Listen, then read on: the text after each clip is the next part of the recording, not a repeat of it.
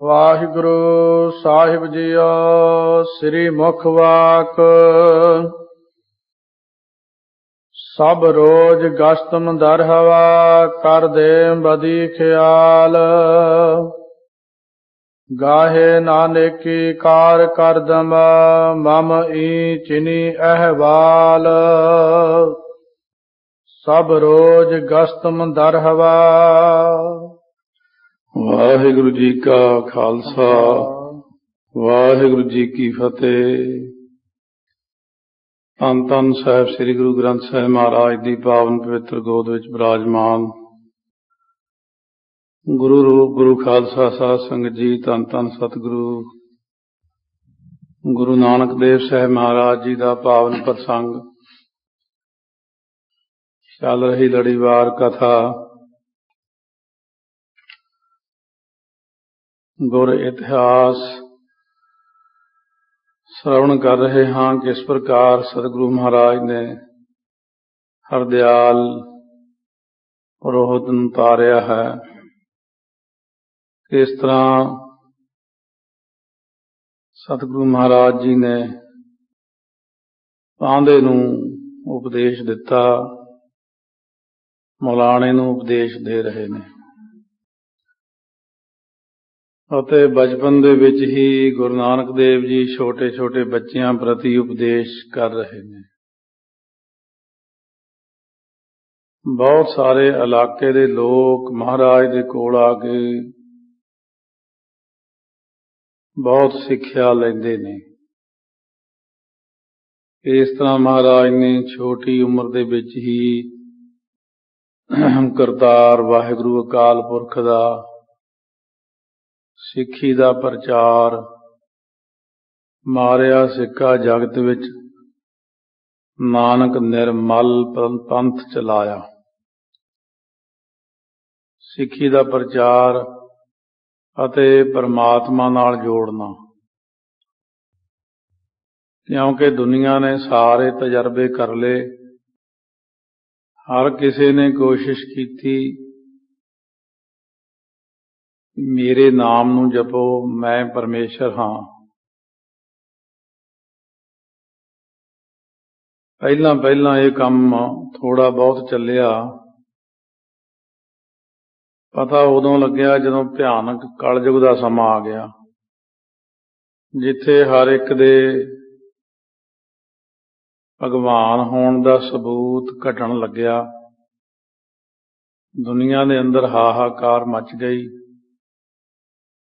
ਅਸ਼ਾਂਤੀ ਫੈਲ ਗਈ, ਪਰਜਾ ਸ਼ੰਕਰ ਵਰਨ ਹੋ ਗਈ, ਅਕਿਰਤ ਘਣਾ ਦਾ ਜ਼ੋਰ ਵੱਧ ਗਿਆ, ਕਿਉਂਕਿ ਦੂਜਿਆਂ ਦੀ ਥੋੜ੍ਹੀ ਥੋੜ੍ਹੀ ਕਮਾਈ ਨਾਲ ਪਹਿਲਿਆਂ ਯੁੱਗਾਂ ਦੇ ਲੋਕ ਥੋੜ੍ਹਾ ਬਹੁਤ ਚੱਲਦੇ ਰਹੇ। ਪਰ ਜਦੋਂ ਸਮਾਂ ਬਹੁਤਾ ਜ਼ਿਆਦਾ ਭੈੜਾ ਆ ਗਿਆ,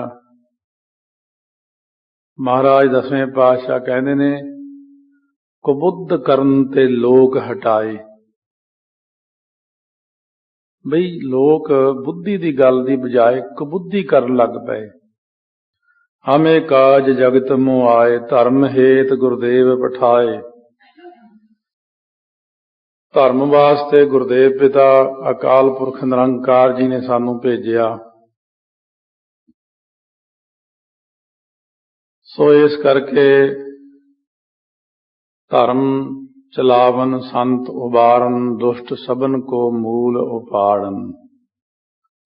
ਇਹਨਾਂ ਕੰਮਾਂ ਲਈ ਸੰਸਾਰ ਦੇ ਅੰਦਰ ਸਾਨੂੰ ਆਉਣਾ ਪਿਆ, ਕਿਉਂਕਿ ਲੋਕਾਂ ਦੇ ਅੰਦਰ ਅਗਿਆਨਤਾ ਬਹੁਤ ਜ਼ਿਆਦਾ ਛਾ ਗਈ ਸੀ। ਗੁਰੂ ਨਾਨਕ ਦੇਵ ਜੀ ਮਹਾਰਾਜ ਬਖਸ਼ਿਸ਼ ਕਰ ਰਹੇ ਨੇ, ਆਓ ਅੱਗੇ ਕੁਬੁੱਧੀ ਨੂੰ ਹਟਾਉਣ ਲਈ, ਅਗਿਆਨਤਾ ਨੂੰ ਹਟਾਉਣ ਲਈ ਉਪਦੇਸ਼ ਕਰ ਰਹੇ ਹਨ ਮਹਾਰਾਜ। ਸ਼੍ਰਵਣ ਕਰੀਏ। ਸ਼ਬਦ ਦੇ ਰਾਹੀਂ ਉਪਦੇਸ਼ ਹੋ ਰਿਹਾ, ਸ਼ਬਦ ਦਾ ਭਾਵ ਹੀ ਉਪਦੇਸ਼ ਹੈ। ਪਿਆਰ ਸਤਿਕਾਰ ਨਾਲ ਗੱਜ ਕੇ ਆਖੋ, ਸਤਿਨਾਮ ਸ੍ਰੀ ਵਾਹਿਗੁਰੂ ਸਾਹਿਬ ਜੀ। ਸਤਿਨਾਮ ਸ੍ਰੀ ਵਾਹਿਗੁਰੂ ਸਾਹਿਬ ਜੀ। ਵਾਹਿਗੁਰੂ ਸਾਹਿਬ ਜੀਓ। ਸ੍ਰੀ ਮੁਖ ਵਾਕ ਬਾਦ ਬਖਤ ਹਮ ਚੋ ਬਖੀਲ ਗਾਫਲ ਬੇ ਨਜ਼ਰ ਬੇਬਾਕ। ਨਾਨਕ ਬਗੋਇਦ ਜਨ ਤੁਰਾ ਤੇਰੇ ਚਾਕਰਾਂ ਪਾਖਾਕ। ਸੋ ਇਸ ਤਰ੍ਹਾਂ ਦੇ ਨਾਲ ਸਤਿਗੁਰੂ ਮਹਾਰਾਜ ਨੇ ਸ਼ਬਦ ਜਿਹੜਾ ਉਚਾਰਨ ਕੀਤਾ ਹੈ ਕਿ ਰਿਸ਼ਤੇਦਾਰ ਕਹਿਣ ਲੱਗਿਆ ਮੌਲਾਣਾ,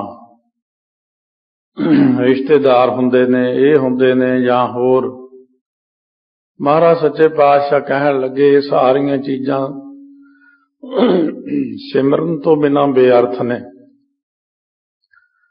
ਸਤ ਸੰਗਤ ਤੋਂ ਬਿਨਾਂ ਬੇਅਰਥ ਨੇ। ਅਸਲ ਵਿੱਚ ਪ੍ਰਮਾਤਮਾ ਦਾ ਭਗਤ ਇਨਸਾਨ ਬਣਨਾ ਚਾਹੀਦਾ ਹੈ। ਸੋ ਇਹਨਾਂ ਹੀ ਤੁਕਾਂ ਦਾ ਅੱਗੇ ਕਵੀ ਜੀ ਅਨੁਵਾਦ ਕਰਦੇ ਹਨ। ਚੌਪਾਈ ਰਤ ਰੰਗੇ ਸਤ ਸੰਗ ਸਮਾਜੂ। ਸਤ ਸੰਗਤ ਦੇ ਵਿੱਚ ਪ੍ਰੇਮ ਦੇ ਰੰਗ ਵਿੱਚ ਰੰਗੇ ਹੋਏ ਜਿਹੜੇ ਸਤ ਸੰਗਤ ਵਿੱਚ ਜਾਣਾ ਹੈ, ਪ੍ਰੇਮ ਰੰਗ ਵਿੱਚ ਰੰਗੇ ਜਾਣਾ। ਸਿਮਰਨ ਬਿਨਾ ਅੰਤ ਨਹਿ ਕਾਜੂ। ਸਿਮਰਨ ਤੋਂ ਬਿਨਾ ਜਿਨ੍ਹਾਂ ਨੂੰ ਹੋਰ ਕੋਈ ਕੰਮ ਨਾ ਹੋਵੇ। ਤਨ ਮਨ ਸੌਂਪ ਦੀਨ ਨਿਜ ਸਾਈ। ਜਿਨ੍ਹਾਂ ਨੇ ਆਪਣਾ ਤਨ ਮਨ ਸਾਈਂ ਨੂੰ, ਮਾਲਕ ਨੂੰ, ਵਾਹਿਗੁਰੂ ਨੂੰ ਸੌਂਪ ਦਿੱਤਾ ਹੈ। ਚਾਕਰ ਭਏ ਏਕ ਲਿਵ ਲਾਈ। ਜਿਹੜੇ ਵਾਹਿਗੁਰੂ ਦੇ ਚਾਕਰ ਬਣ ਗਏ ਨੇ, ਨੌਕਰ, ਚਾਅ ਦੇ ਨਾਲ ਸੇਵਾ ਕਰਨ ਵਾਲੇ, ਪੈਸਾ ਲੈ ਕੇ ਸੇਵਾ ਕਰਨ ਵਾਲੇ। ਇੱਕ ਹੁੰਦੇ ਨੇ ਚਾਕਰ ਚਾਅ ਨਾਲ, ਚਾਕਰ ਲੱਗਾ ਚਾਕਰੀ, ਨਾਲੇ ਗਾਰਬਵਾਦ, ਗੱਲਾਂ ਕਰੇ ਘਨੇਰੀਆਂ, ਖਸਮ ਨਾ ਪਾਏ ਸਾਧ। ਇਹ ਚਾਕਰ ਹੋਰ ਨੇ। ਉਹ ਚਾਕਰ ਜਿਹੜੇ ਚਾਉ ਨਾਲ ਬਿਨਾਂ ਕਿਸੇ ਮੰਗ ਦੇ ਨਿਸ਼ਕਾਮ ਹੋ ਕੇ ਸੇਵਾ ਕਰਨ। ਤਿਨ ਕੇ ਪਦ ਪੰਕਜ ਮੈਂ ਧੂਰੀ। ਮਹਾਰਾਜ ਸੱਚੇ ਪਾਤਸ਼ਾਹ ਕਹਿੰਦੇ ਮੈਂ ਮੰਗਦਾ ਹਾਂ ਉਹਨਾਂ ਦੀ ਧੂੜੀ ਜਿਹੜੀ ਹੈ। ਨਾਨਕ ਬਗੋਇਦ ਜਨ ਤੁਰਾਂ ਤੇਰੇ ਚਾਕਰਾਂ ਪਾਖਾਕ। ਸੋ ਦਾਨ ਮਹਿੰਡਾ ਤਲੀ ਖਾਕ, ਜੇ ਮਿਲੇ ਤਾਂ ਮਸਤਕ ਲਾਈਐ। ਕੂੜਾ ਲਾਲਚ ਛੱਡੀਐ ਹੋਏ ਇੱਕ ਮਨ, ਅਲਖ ਧਿਆਈਐ ਫਲ ਤੇ ਵੇਹੋ ਪਾਈਐ। ਜੇ ਵੇਹੀ ਕਾਰ ਕਮਾਈਐ, ਜੇ ਹੋਵੇ ਪੂਰਬ ਲਿਖਿਆ ਤਾਂ ਧੂੜ ਤਿੰਨਾਂ ਦੀ ਪਾਈਐ। ਮਤ ਥੋੜੀ ਸੇਵ ਗਵਾਈਐ। ਥੋੜੀ ਮਤ ਵਾਲਾ ਸੇਵਾ ਗਵਾ ਲੈਂਦਾ ਹੈ। ਮਹਾਰਾਜ ਆਪ ਕਹਿੰਦੇ ਨੇ ਤਿਨ ਕੇ ਪਦ ਪੰਕਜ ਮੈਂ ਧੂਰੀ। ਜਿਹੜੇ ਰੱਬ ਦੇ ਪਿਆਰੇ ਨੇ ਉਹਨਾਂ ਦੇ ਚਰਨਾਂ ਕਮਲਾਂ ਦੀ ਮੈਂ ਧੂੜੀ ਮੰਗਦਾ ਹਾਂ। ਗਣਨਾ ਏਕ ਯੋਗਨ ਬਹੁ ਪੂਰੀ। ਸੋ ਇਉਂ ਬੇਨਤੀ ਕਰੋ ਵਾਹਿਗੁਰੂ ਸਾਡੇ 'ਚ ਤਾਂ ਕੋਈ ਵੀ ਗੁਣ ਨਹੀਂ ਹੈ। ਅਸੀਂ ਤਾਂ ਸਮੁੰਦਰ ਜਿੱਡਾ ਹੈ ਨਾ, ਸਮੁੰਦਰ ਇੰਨੇ ਔਗਣ ਨੇ ਕਿ ਬਹੁਤ ਜ਼ਿਆਦਾ ਔਗਣ ਭਰੇ ਪਏ ਹਨ ਸਾਡੇ ਵਿੱਚ। ਕਰਨਾ ਕਰ ਸਾਧੂ। ਕਿਰਪਾ ਕਰਕੇ ਕਿਰਪਾ ਦੀ ਖਾਣ ਜਿਹੜੇ ਸਾਧੂ ਮਹਾਤਮਾ ਹਨ। ਬਖਸ਼ੈ ਮੈਂ ਜੋ ਗਰਭ ਅਪਰਾਧੂ। ਉਹ ਬਖਸ਼ ਦਿੰਦੇ ਹਨ ਜਿਹੜੇ ਅਸੀਂ ਬਹੁਤ ਭਾਰੀ ਗਰਭ ਤੋਂ ਭਾਵ ਗਰੂਏ ਹੁੰਦਾ, ਭਾਰੇ ਅਪਰਾਧ, ਵੱਡੇ ਅਪਰਾਧ ਜਿਹੜੇ ਹੁੰਦੇ ਨੇ, ਇਹ ਸਾਰੇ ਅਪਰਾਧ ਰੱਬ ਦੇ ਪਿਆਰੇ ਬਖਸ਼ਵਾ ਦਿੰਦੇ ਹਨ ਪਰਮਾਤਮਾ ਤੋਂ। ਇਸ ਕਰਕੇ ਅਸੀਂ ਪਿਆਰਿਆਂ ਦੀ ਚਰਨ ਧੂੜੀ ਮੰਗਦੇ ਹਾਂ ਜੀ। ਅਧਿਕ ਨਮਰਤਾ ਕੇ ਸੁਣ ਬੈਨਾ।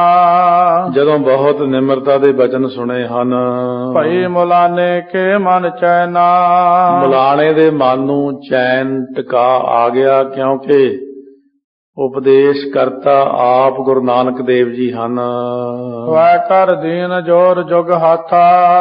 ਮੁਲਾਣੇ ਨੇ ਦੋਵੇਂ ਹੱਥ ਜੋੜੇ ਨੇ, ਬਹੁਤ ਨਿਮਰਤਾ ਨਾਲ ਮਹਾਰਾਜ ਅੱਗੇ ਬੇਨਤੀ ਕਰਦਾ ਹੈ। ਕਹਿਓ ਮੋਹਿ ਅਬ ਕਰਹੁ ਸਨਾਥਾ। ਕਹਿਣ ਲੱਗਿਆ ਹੈ ਮਹਾਰਾਜ ਸੱਚੇ ਪਾਤਸ਼ਾਹ ਹੁਣ ਮੈਨੂੰ ਸਨਾਥ ਕਰ ਦਿਓ, ਨਿਹਾਲ ਕਰ ਦਿਓ ਜੀ, ਮਾਲਕ ਵਾਲਾ ਗੁਰੂ ਵਾਲਾ ਬਣਾ ਲਓ। ਮੈਂ ਤੁਹਾਡਾ ਮਹਾਰਾਜ ਅੱਜ ਤੋਂ ਸਿੱਖ ਬਣ ਗਿਆ ਜੀ। ਸਿਮਹ ਬਚਨ ਜੋ ਸਨਮੁਖ ਭਾਖੇ। ਮੈਂ ਆਪ ਜੀ ਦੇ ਸਨਮੁਖ ਬਹੁਤ ਗਲਤ ਮਲਤ ਗੱਲਾਂ ਬੋਲੀਆਂ ਨੇ, ਆਪ ਕਿਰਪਾ ਕਰਕੇ ਮੁਆਫ ਕਰ ਦਿਓ ਜੀ। ਹਉ ਅਨਜਾਨ ਢੀਠਤਾ ਰਾਖੇ। ਮੈਂ ਗਲਤੀ ਕੀ ਕੀਤੀ, ਇੱਕ ਤਾਂ ਮੈਂ ਅਣਜਾਣ ਸੀ, ਇੱਕ ਮੈਂ ਢੀਠਤਾਈ ਫੜ ਲਈ। ਦੋਨੋਂ ਗਲਤੀਆਂ ਵੱਡੀਆਂ। ਇੱਕ ਤਾਂ ਹੁੰਦੀ ਹੈ ਗਲਤੀ ਕਰਨੀ ਮੰਨ ਜਾਣੀ, ਇੱਕ ਗਲਤੀ ਕਰਕੇ ਮੰਨਣੀ ਨਾ ਅਤੇ ਫੇਰ ਵੀ ਕਹਿਣਾ ਮੈਂ ਠੀਕ ਹਾਂ, ਮੈਂ ਸਿਆਣਾ ਹਾਂ। ਸੋ ਇਸ ਤਰ੍ਹਾਂ ਦੇ ਕਰਨ ਨਾਲ ਮੈਂ ਬੜਾ ਗੁਨਾਹ ਕੀਤਾ ਹੈ। ਜੋ ਤੁਮਰੇ ਮਨ ਨਿਸਚਾ ਗੂੜਾ। ਸੋ ਜਿਹੜਾ ਆਪ ਜੀ ਦੇ ਮਨ ਦੇ ਅੰਦਰ ਬਹੁਤ ਨਿਸ਼ਚਾ ਹੈ ਪ੍ਰਮਾਤਮਾ ਪ੍ਰਤੀ, ਪਰਪੱਕ ਯੁਕਤ ਡੰਡਾ ਪ੍ਰਤੀਤ, ਉਹ ਜਿਹੜੀ ਪ੍ਰਤੀਤੀ ਹੈ, ਭਰੋਸਾ ਹੈ, ਉਹਦੇ ਵਿੱਚ ਜੁੜਨ ਦੀ ਜਿਹੜੀ ਡੰਡੇਵਤ ਪ੍ਰਤੀਤੀ ਹੈ, ਇੰਨਾ ਭਰੋਸਾ ਹੈ। ਡੰਡਾ ਜਿਵੇਂ ਬਿਲਕੁਲ ਸਿੱਧਾ ਹੁੰਦਾ, ਇਸ ਤਰ੍ਹਾਂ ਡੰਡੇਵਤ ਨਿਸ਼ਚਾ ਹੈ ਤੁਹਾਡਾ। ਕੋ ਲਖ ਸਕ ਹੈ ਜਗਤ ਨਰ ਮੂੜਾ। ਜਗਤ ਦਾ ਮੂਰਖ ਆਦਮੀ ਨਹੀਂ ਜਾਣ ਸਕਦਾ। ਮੂਰਖਤਾ ਸੰਸਾਰ ਦੇ ਅੰਦਰ ਦਿਨੋਂ ਦਿਨ ਵੱਧਦੀ ਤੁਰੀ ਜਾ ਰਹੀ ਹੈ। ਚਰਨ ਸਰਣ ਮੈਂ ਕੀਨੋ ਪਰਣਾ। ਇਸ ਕਰਕੇ ਪਰਨਾ ਹੁੰਦਾ ਆਸਰਾ। ਮੈਂ ਆਪ ਜੀ ਦੇ ਚਰਨਾਂ ਦੀ ਸ਼ਰਨ ਵਿੱਚ ਪੈ ਕੇ ਤੁਹਾਡਾ ਆਸਰਾ ਲਿਆ ਹੈ। ਸਰਹਾ ਮੋਹਿ ਜਗ ਜਨਮ ਜੋ ਮਰਨਾ। ਹੁਣ ਆਪ ਕਿਰਪਾ ਕਰ ਦਿਓ, ਜਿਹੜਾ ਜੱਗ ਦੇ ਵਿੱਚ ਆ ਕੇ ਜੰਮਣਾ ਫਿਰ ਮਰ ਕੇ ਜਾਣਾ, ਇਹ ਬਾਰ-ਬਾਰ ਜਨਮ ਮਰਨ ਜਿਹੜਾ ਹੈ ਇਹ ਕੱਟ ਦਿਓ ਜੀ। ਬ੍ਰਿਧਨ ਤੈ ਤਮ ਬ੍ਰਿਧ ਵਡੇਰੇ। ਹੇ ਮਹਾਰਾਜ ਸੱਚੇ ਪਾਤਸ਼ਾਹ, ਆਪ ਜੀ ਵੱਡਿਆਂ ਤੋਂ ਵੱਡੇ ਹੋ ਜੀ। ਭਾਵੇਂ ਉਮਰ ਵਿੱਚ ਦੇਖਣ ਨੂੰ ਛੋਟੇ ਲੱਗਦੇ ਹੋ, ਪਰ ਬਹੁਤ ਵੱਡੇ ਹੋ ਆਪ। ਕਾਰਿ ਉਪਦੇਸ਼ ਕਟਹੁ ਦੁਖ ਮੇਰੇ। ਹੁਣ ਉਪਦੇਸ਼ ਕਰਕੇ ਜਿਹੜੇ ਮੇਰੇ ਅੰਦਰਲੇ ਦੁੱਖ ਨੇ, ਬਾਹਰਲੇ ਦੁੱਖ ਨੇ, ਉੱਪਰਲੇ ਦੁੱਖ ਨੇ, ਸਾਰੇ ਦੁੱਖ ਕੱਟ ਦਿਓ ਜੀ। ਦੀਨ ਬੰਦ ਦੁਖ ਦਲਨ ਦਇਆ ਨਿਧ। ਆਪ ਜੀ ਦੁੱਖਾਂ ਦਾ ਨਾਸ ਕਰਤਾ ਹੋ ਜੀ, ਦੀਨਾਂ ਦੇ ਬੰਧਪ ਹੋ ਜੀ, ਦਇਆ ਦੇ ਖਜ਼ਾਨੇ ਹੋ ਜੀ। ਬਚਨ ਅਧੀਨ ਸੁਨੇ ਜਬ ਅਸ ਵਿਦ। ਜਦੋਂ ਅਧੀਨਗੀ ਨਾਲ ਬਚਨ ਕੀਤੇ, ਨਿਮਰਤਾ ਚ ਆ ਕੇ ਸ਼ਰਧਾ ਪੂਰਵਕ, ਦਇਆ ਦ੍ਰਿਸ਼ਟ ਦੇਖੀ ਸੁਖ ਦਾਨੀ। ਸੁਖਾਂ ਦੇ ਦਾਨੀ, ਸੁਖਾਂ ਦੇ ਦੇਣ ਵਾਲੇ ਗੁਰੂ ਨਾਨਕ ਦੇਵ ਜੀ ਨੇ ਦਇਆ ਦੀ ਦ੍ਰਿਸ਼ਟੀ, ਬ੍ਰਹਮ ਗਿਆਨੀ ਕੀ ਦ੍ਰਿਸ਼ਟ ਅੰਮ੍ਰਿਤ ਬਰਸੀ। ਗੁਰੂ ਪਿਆਰਿਆਂ ਦੀ ਦ੍ਰਿਸ਼ਟੀ 'ਚ ਅੰਮ੍ਰਿਤ ਹੁੰਦਾ, ਗੁਰੂ ਪਿਆਰਿਆਂ ਦੀ ਤੇ ਫਿਰ ਗੁਰੂ ਦੀ ਦ੍ਰਿਸ਼ਟੀ 'ਚ ਅੰਮ੍ਰਿਤ ਦਾ ਭੰਡਾਰ, ਅੰਮ੍ਰਿਤ ਦਾ ਸਮੁੰਦਰ। ਸੋ ਦੋਨੋਂ ਇੱਕੋ ਰੂਪ, ਨਿਰੰਕਾਰ ਨਿਰਗੁਣ ਰੂਪ ਹੈ। ਇਸੇ ਤਰ੍ਹਾਂ ਆਕਾਰ ਧਾਰਿਆ ਗੁਰੂ ਨਾਨਕ ਰੂਪ, ਉਹ ਸਰਗੁਣ ਰੂਪ ਹੈ। ਇਸੇ ਤਰ੍ਹਾਂ ਅੱਗੇ ਆਪਣੇ ਪਿਆਰੇ ਬਣਾਏ, ਉਹ ਵੀ ਗੁਰੂ ਰੂਪ ਹੈ। ਸਾਧ ਸੰਗਤ ਵੀ ਗੁਰੂ ਰੂਪ ਹੈ। ਕਿਉਂ ਸਤਿਗੁਰੂ ਮਹਾਰਾਜ ਸੱਚੇ ਪਾਤਸ਼ਾਹ ਫਰਮਾਉਂਦੇ ਨੇ, ਗੁਰਸਿੱਖਾਂ ਅੰਦਰ ਸਤਿਗੁਰ ਵਰਤਦਾ। ਸਤਿਗੁਰੂ ਜੀ ਸਾਰਿਆਂ ਦੇ ਅੰਦਰ ਵਰਤ ਜਾਂਦੇ ਨੇ, ਕਿਉਂਕਿ ਉਹਨਾਂ ਨੇ ਵਰਤਣਾ ਕਿਵੇਂ, ਉਹ ਸਰਬ ਵਿਆਪਕ ਪ੍ਰਕਾਸ਼ ਹੈ ਅਤੇ ਉਹਨਾਂ ਦਾ ਪ੍ਰਕਾਸ਼ ਸਾਡੇ ਹਿਰਦੇ ਵਿੱਚ ਵੀ ਹੈ, ਬਾਹਰ ਵੀ ਹੈ। ਉਹ ਅੰਦਰ ਹੀ ਵਰਤ ਜਾਂਦੇ ਹਨ ਪ੍ਰਕਾਸ਼ ਰੂਪ ਹੋ ਕੇ। ਮ੍ਰਿਦਲ ਮਦਰਾ ਬੋਲੇ ਮੁਖ ਬਾਣੀ। ਮੁਖ ਵਿੱਚੋਂ ਬੜੀ ਮ੍ਰਿਦਲ ਹੁੰਦੀ, ਕੋਮਲ ਮਧੁਰ ਮਿੱਠੀ ਬਾਣੀ ਗੁਰੂ ਨਾਨਕ ਦੇਵ ਜੀ ਬੋਲੇ। ਮਨ ਕੰਚਨ ਜਗ ਸਿਕਤਾ ਮਾਹੀ। ਹੁਣ ਬਹੁਤ ਯਥਾ ਸ਼ਕਤ ਸੁੰਦਰ ਉਪਦੇਸ਼ ਕਰਨ ਲੱਗੇ ਨੇ। ਕਹਿੰਦੇ ਸੁਣ ਧਿਆਨ ਦੇ ਨਾਲ। ਇਹ ਜਿਹੜਾ ਮਨ ਹੈ ਨਾ, ਮਨ ਕੰਚਨ, ਮਨ ਰੂਪ ਸੋਨਾ ਹੈ। ਜਗਤ ਰੂਪ ਸਿਕਤਾ ਹੁੰਦੀ ਹੈ ਰੇਤਾ। ਇਹ ਜਗਤ ਰੂਪ ਰੇਤੇ ਦੇ ਵਿੱਚ ਮਨ ਜਿਹੜਾ ਹੈ ਸੋਨੇ ਵਾਂਗ ਆਪਸ ਵਿੱਚ ਮਿਲ ਗਿਆ। ਬੀਨ ਬੀਨ ਇਕੱਠੇ ਕਰ ਤਾਹੀ। ਚੁਣ ਚੁਣ ਕੇ ਇਕੱਠਾ ਕਰਨਾ ਪੈਂਦਾ। ਜਿਵੇਂ ਜਿਹੜਾ ਸੋਨਾ ਹੈ, ਸੁਨਿਆਰੇ ਇਹ ਸੋਨੇ ਨੂੰ ਰੇਤੀ ਨਾਲ ਰਗੜਦੇ ਨੇ, ਬਰੀਕ ਬਰੀਕ ਕਣਜੇ ਥੱਲੇ ਡਿੱਗਦੇ ਨੇ। ਉਹ ਜਿਹੜੇ ਕਣਜੇ ਰੇਤੇ 'ਚ ਮਿਲ ਜਾਣ, ਛਾਂਟਣੇ ਬਹੁਤ ਔਖੇ ਨੇ। ਇਸੇ ਤਰ੍ਹਾਂ ਹੀ ਇਹ ਜਿਹੜੀ ਸੋ ਨਦੀਆਂ ਦੇ ਵਿੱਚੋਂ ਸੋਨਾ ਨਿਕਲਦਾ ਹੈ, ਤਾਂ ਉੱਥੋਂ ਲੋਕੀ ਕੀ ਕਰਦੇ ਨੇ, ਭਾਵੇਂ ਉੱਥੋਂ ਖਾਣਾ ਵਿੱਚੋਂ ਸੋਨਾ ਨਿਕਲਦਾ, ਪਰ ਦੇਖਿਆ ਹੈ ਬਿਹਾਰ ਦੇ ਵਿੱਚ ਟਾਟਾ ਸ਼ਹਿਰ ਦੇ ਕੋਲ ਘਾਟਸ਼ਿਲਾ ਪੈਂਦਾ। ਘਾਟਸ਼ਿਲਾ 250 ਸਿੱਖਾਂ ਦਾ ਘਰ ਹੈ। ਉਸ ਥਾਂ ਦੇ ਉੱਤੇ ਸ਼ਾਮ ਨੂੰ ਚਲੇ ਗਏ ਗੱਡੀ 'ਚ ਪਹਾੜੀ ਏਰੀਆ, ਜਾਂ ਸਵੇਰੇ ਸਵੇਰੇ ਬਹੁਤ ਲੋਕ ਛਾਨਣੀਆਂ ਲੈ ਲੈ ਕੇ ਬੈਠੇ, ਪਾਣੀ 'ਚ ਰੇਤਾ ਸਮੇਤ ਪਾਉਂਦੇ ਨੇ ਤੇ ਛਾਣਦੇ ਨੇ। ਸ਼ਾਮ ਤੱਕ ਉਹ ਬੱਚਿਆਂ ਸਮੇਤ ਸਾਰੇ ਜਾਣੇ ਲੱਗੇ ਹੋਏ ਸੀ। ਕੀ ਕਰਦੇ ਨੇ ਇਹ? ਕਹਿੰਦੇ ਰੇਤਾ ਛਾਣੀ ਜਾਂਦੇ ਨੇ, ਮਾੜੇ ਮਾੜੇ ਕਿਣਕੇ ਸੋਨੇ ਦੇ ਨਿਕਲਦੇ ਨੇ ਵਿੱਚੋਂ।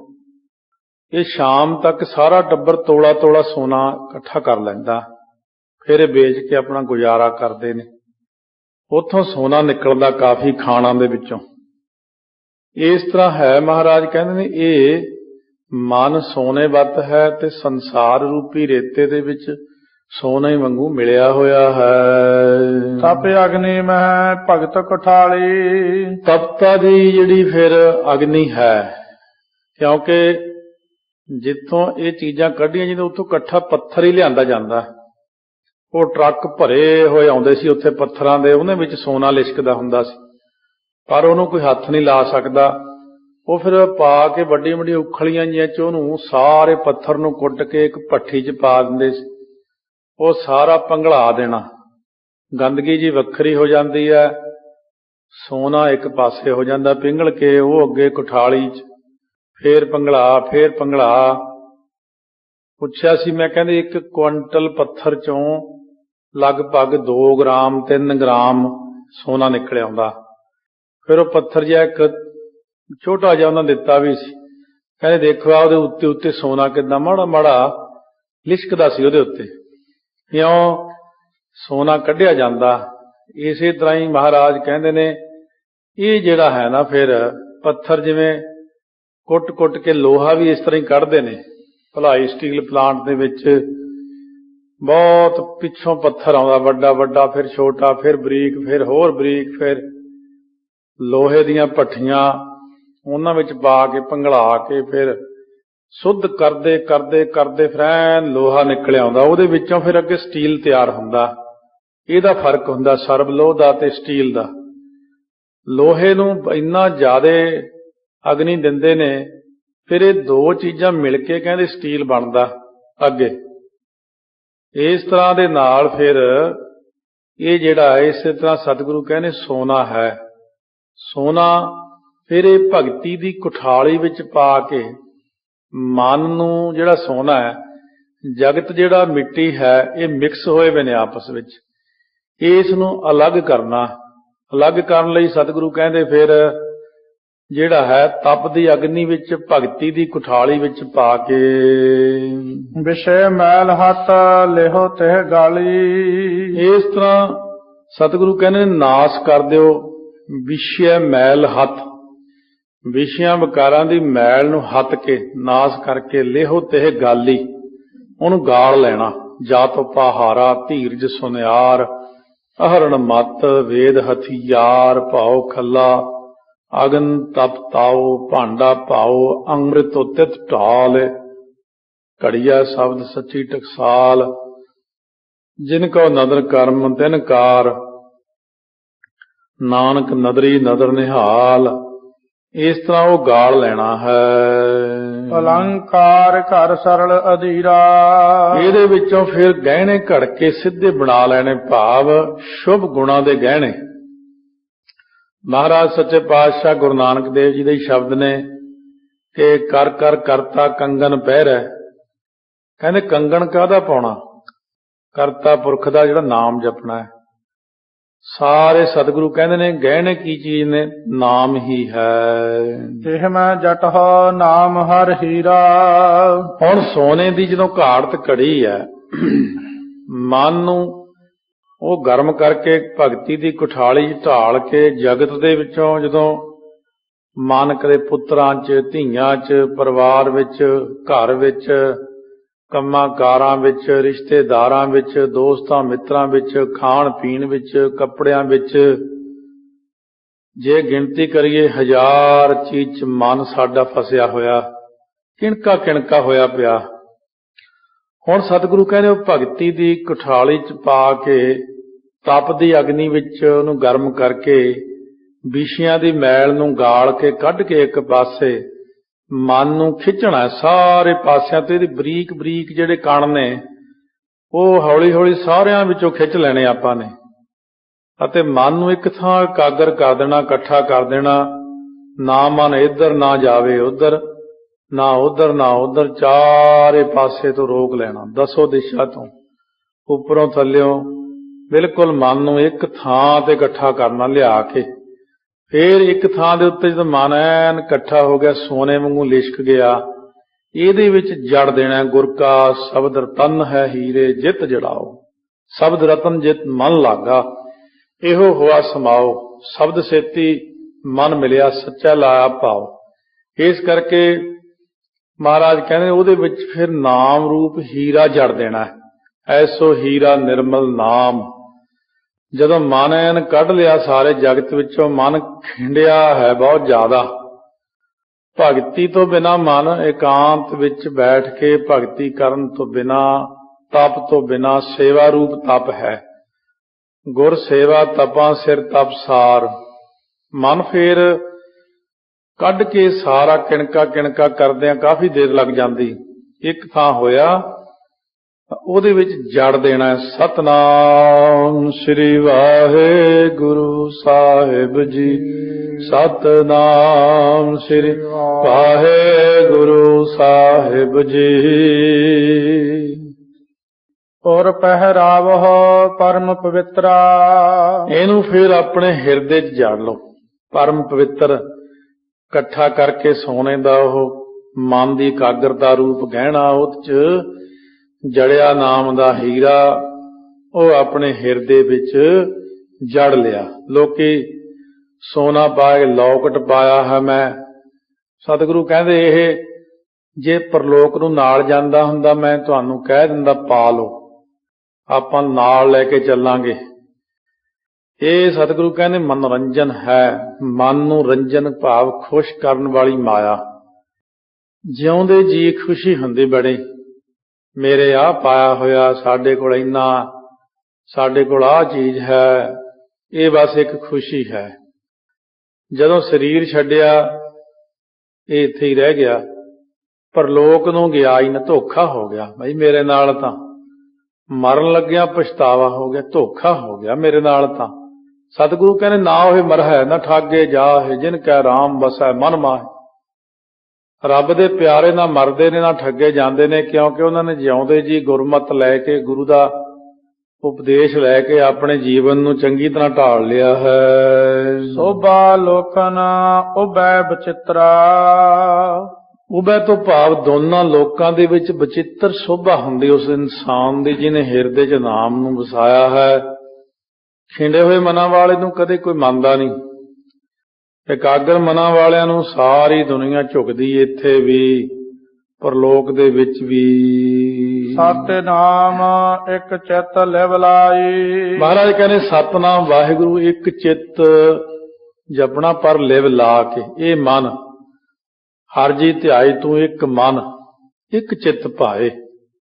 ਇਉਂ ਲਿਵ ਲਾ ਕੇ ਪਰਮੇਸ਼ਰ ਦੇ ਨਾਮ ਨੂੰ, ਜਿਹੜਾ ਸਤਿਨਾਮ ਵਾਹਿਗੁਰੂ ਜਪਣਾ ਹੈ, ਉਧਰ ਨੂੰ, ਕਿਉਂ ਖਿੰਡੇ ਹੋਏ ਮਨ ਦਾ ਹੈ, ਪਹਿਲਾਂ ਮਨ ਨਹੀਂ ਟਿਕਦਾ। ਲੋਕ ਕਹਿੰਦੇ ਜੀ ਬਾਣੀ ਪੜ੍ਹਦੇ ਮਨ ਨਹੀਂ ਟਿਕਦਾ। ਮਨ ਦੇ ਤਾਂ 1000 ਕੀ ਲੱਖ ਹਿੱਸਾ ਹੋਇਆ ਪਿਆ, ਇਹ ਤਾਂ ਕਿਣਕਾ ਕਿਣਕਾ ਹੋ ਕੇ ਸੰਸਾਰ ਦੇ ਵਿੱਚ ਖਿੰਡਿਆ ਪਿਆ। ਇਹ ਤਾਂ ਖਿੱਚ ਕੇ ਲਿਆਉਣਾ ਪੈਂਦਾ ਥਾਂ ਥਾਂ ਤੋਂ। ਜੇ ਤਾਂ ਚਲੋ ਇੱਕ ਥਾਂ ਹੀ ਇਕੱਠਾ ਹੁੰਦਾ, ਕਿਤੇ ਫਸਿਆ ਹੋਵੇ ਕੱਢ ਲਿਆਉਂਦੇ। ਇਹ ਤਾਂ ਟੁੱਟ ਕੇ ਜਿਵੇਂ ਕੱਚ ਹੁੰਦਾ ਨਾ, ਬਰੀਕ ਹੋ ਕੇ ਕੱਚ ਪੈ ਜਾਂਦਾ ਕਿਸੇ ਚੀਜ਼ 'ਚ, ਉਹ ਚੀਜ਼ ਦੇ ਵਿੱਚੋਂ ਐ ਚੁਣ ਕੇ ਕੱਢਣਾ ਪੈਂਦਾ। ਇਸੇ ਤਰ੍ਹਾਂ ਸਾਡਾ ਮਨ ਤਾਂ ਬਹੁਤ ਬਰੀਕ ਕਣਾਂ ਵਾਂਗੂ ਸੰਸਾਰ ਦੇ ਵਿੱਚ ਫੈਲ ਗਿਆ। ਮਨ ਇੰਨੀ ਦੂਰ ਤੱਕ ਫੈਲਿਆ ਹੋਇਆ ਹੈ ਜਿਹਦਾ ਕੋਈ ਅੰਤ ਨਹੀਂ। ਇਸ ਕਰਕੇ ਜਿੰਨੀ ਦੇਰ ਹੋ ਗਈ ਇਹਨੂੰ ਖਿੰਡਦੇ ਨੂੰ, ਕਈ ਜਨਮ ਹੋ ਗਏ ਖਿੰਡਦੇ ਨੂੰ। ਕਿਤੇ ਅੱਜ ਦਾ ਖਿੰਡਦਾ, ਅੱਜ ਤੱਕ ਤਾਂ ਖਿੰਡਦਾ ਹੀ ਆਇਆ, ਖਿੰਡਦਾ ਹੀ ਆਇਆ। ਜਨਮ ਜਨਮ ਕੀ ਇਸ ਮਨ ਕੋ ਮਲ ਲਾਗੀ, ਕਾਲਾ ਹੋਆ ਸਿਆਹੋ। ਮਹਾਰਾਜ ਕਹਿੰਦੇ ਹੁਣ ਇਹ ਜਨਮਾਂ ਤੋਂ ਹਲੇ ਤੱਕ ਤਾਂ ਖਿੰਡਦਾ ਹੀ ਆਇਆ, ਤੇ ਹੁਣ ਇਕਾਗਰਤਾ ਨੂੰ ਕਹਿੰਦਾ ਮੈਂ ਘੰਟਿਆਂ 'ਚ ਹੀ ਕਰ ਲਵਾਂ। ਇਹ 1 ਘੰਟੇ ਦਾ ਕੰਮ ਨਹੀਂ ਹੈ। ਇਹਨੂੰ ਇਕੱਠਿਆਂ ਕਰਦਿਆਂ ਵੀ ਫਿਰ ਕਈ ਜਨਮ ਲੱਗ ਜਾਂਦੇ ਨੇ ਕਈ ਵਾਰੀ।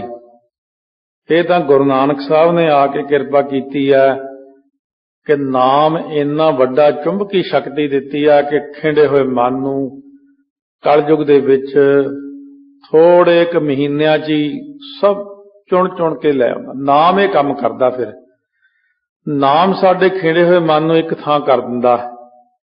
ਜਪਦਿਆਂ ਜਪਦਿਆਂ ਗੁਰਾਂ ਦੀ ਕਿਰਪਾ ਹੋ ਜਾਂਦੀ ਹੈ।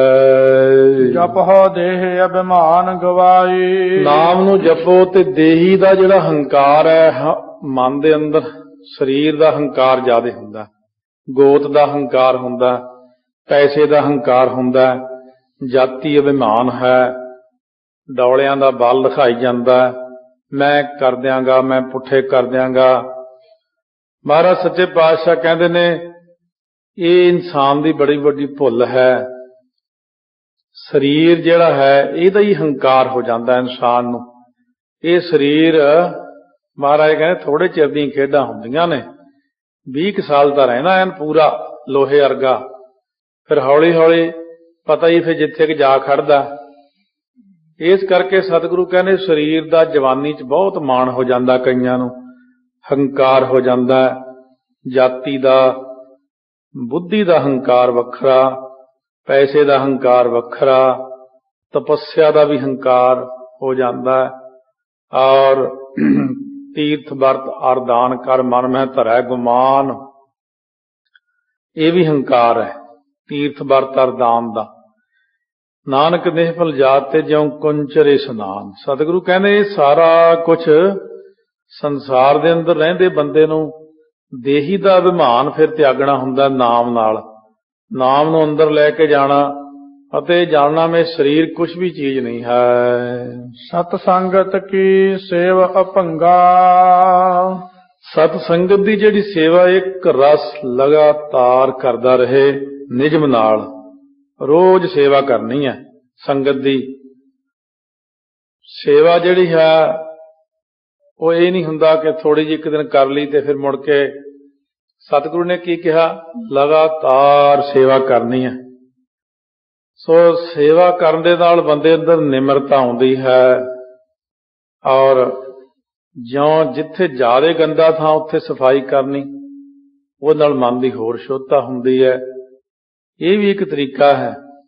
ਕਈ ਚੀਜ਼ਾਂ ਪ੍ਰੈਕਟੀਕਲੀ ਸਾਹਮਣੇ ਆਉਂਦੀਆਂ ਜਦੋਂ ਜਿੱਥੇ ਕਿ ਜ਼ਿਆਦਾ ਕੋਈ ਨਾ ਸਫਾਈ ਕਰਦਾ ਹੋਵੇ ਉੱਥੇ ਸਾਫ਼ ਕਰਨਾ, ਗੁਰੂ ਘਰ ਦੇ ਸਫਾਈ ਕਰਨੀ, ਗੁਰਾਂ ਦੀ ਕਿਰਪਾ ਹੁੰਦੀ ਹੈ। ਕਰਹੁ ਸੁਖਦ ਨਿਤ ਸੰਗ ਅਮੰਗਾ। ਇਹ ਸੁਖ ਦੇ ਦੇਣ ਵਾਲੀ ਹੈ ਸੇਵਾ। ਨਿਤ ਸੰਗ ਉਮੰਗਾ। ਉਮੰਗ ਹੁੰਦੀ ਉਤਸ਼ਾਹ ਦੇ ਨਾਲ ਸੇਵਾ ਕਰਨੀ, ਖੁਸ਼ੀ ਨਾਲ ਸੇਵਾ ਕਰਨੀ ਵੀ ਮੈਨੂੰ ਸੇਵਾ ਮਿਲੀ ਹੈ, ਮੈਨੂੰ ਗੁਰਾਂ ਨੇ ਸੇਵਾ ਬਖਸ਼ੀ ਹੈ। ਇਉਂ ਜਾਣ ਕੇ ਸਤਿਗੁਰੂ ਕਹਿੰਦੇ ਸੇਵਾ ਕਰਿਆ ਕਰ। ਬਚਨਾ ਜੁਧ ਕੇ ਸੰਗ ਮਲਾਨਾ। ਇਸ ਤਰ੍ਹਾਂ ਮਹਾਰਾਜ ਸੱਚੇ ਪਾਤਸ਼ਾਹ ਨੇ ਜਿਹੜੇ ਬਚਨਾਂ ਰੂਪੀ ਤਿੱਖੇ ਤੀਰ ਛੱਡੇ ਸੀ, ਮਲਾਣੇ ਦਾ ਜਿਹੜਾ ਮਨ ਸੀ, ਘਾਇਲ ਭਾ ਤਨ ਸੁਧ ਵਿਸਰਾਨਾ। ਕਹਿੰਦੇ ਘਾਇਲ ਹੋ ਗਿਆ, ਫੱਟੜ ਹੋ ਗਿਆ, ਸਰੀਰ ਦੀ ਸੋਝੀ ਨਾ ਰਹੀ, ਗੁਰਾਂ ਦੇ ਕਿਰਪਾ ਦ੍ਰਿਸ਼ਟੀ ਦਾ ਤੀਰ ਚੱਲ ਗਿਆ।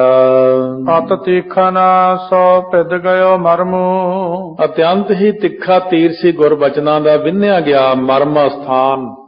ਸਭ ਤੋਂ ਕੋਮਲ ਸਥਾਨ ਹੈ ਹਿਰਦਾ। ਕਬੀਰ ਸਤਿਗੁਰ ਸੂਰਮੇ ਬਾਹਿਆ ਬਾਂਝ ਹੋਏ, ਇੱਕ ਲਾਗਤ ਹੀ ਭੋਏ ਗਿਰ ਪਰਾ ਕਰੇਜਾ ਛੇਕ। ਇਸ ਕਰਕੇ ਕਰੇਜੇ ਛੇਕ ਹੋ ਗਿਆ। ਸਿੱਧੇ ਅੰਗ ਹਉਮੈ ਸੰਗ ਭਰਮੂ। ਹੁਣ ਜਿਹੜੇ ਹਉਮੈ ਸਹਿਤ ਭਰਪੂਰ ਸੀ, ਭਰਮ ਰੂਪੀ ਅੰਗ ਸਾਰੇ ਵਿੰਨੇ ਗਏ। ਹਉਮੈ ਸੀ ਜਿਹੜੀ, ਉਹਨੂੰ ਸਤਿਗੁਰੂ ਮਹਾਰਾਜ ਨੇ ਦੂਰ ਕੀਤਾ।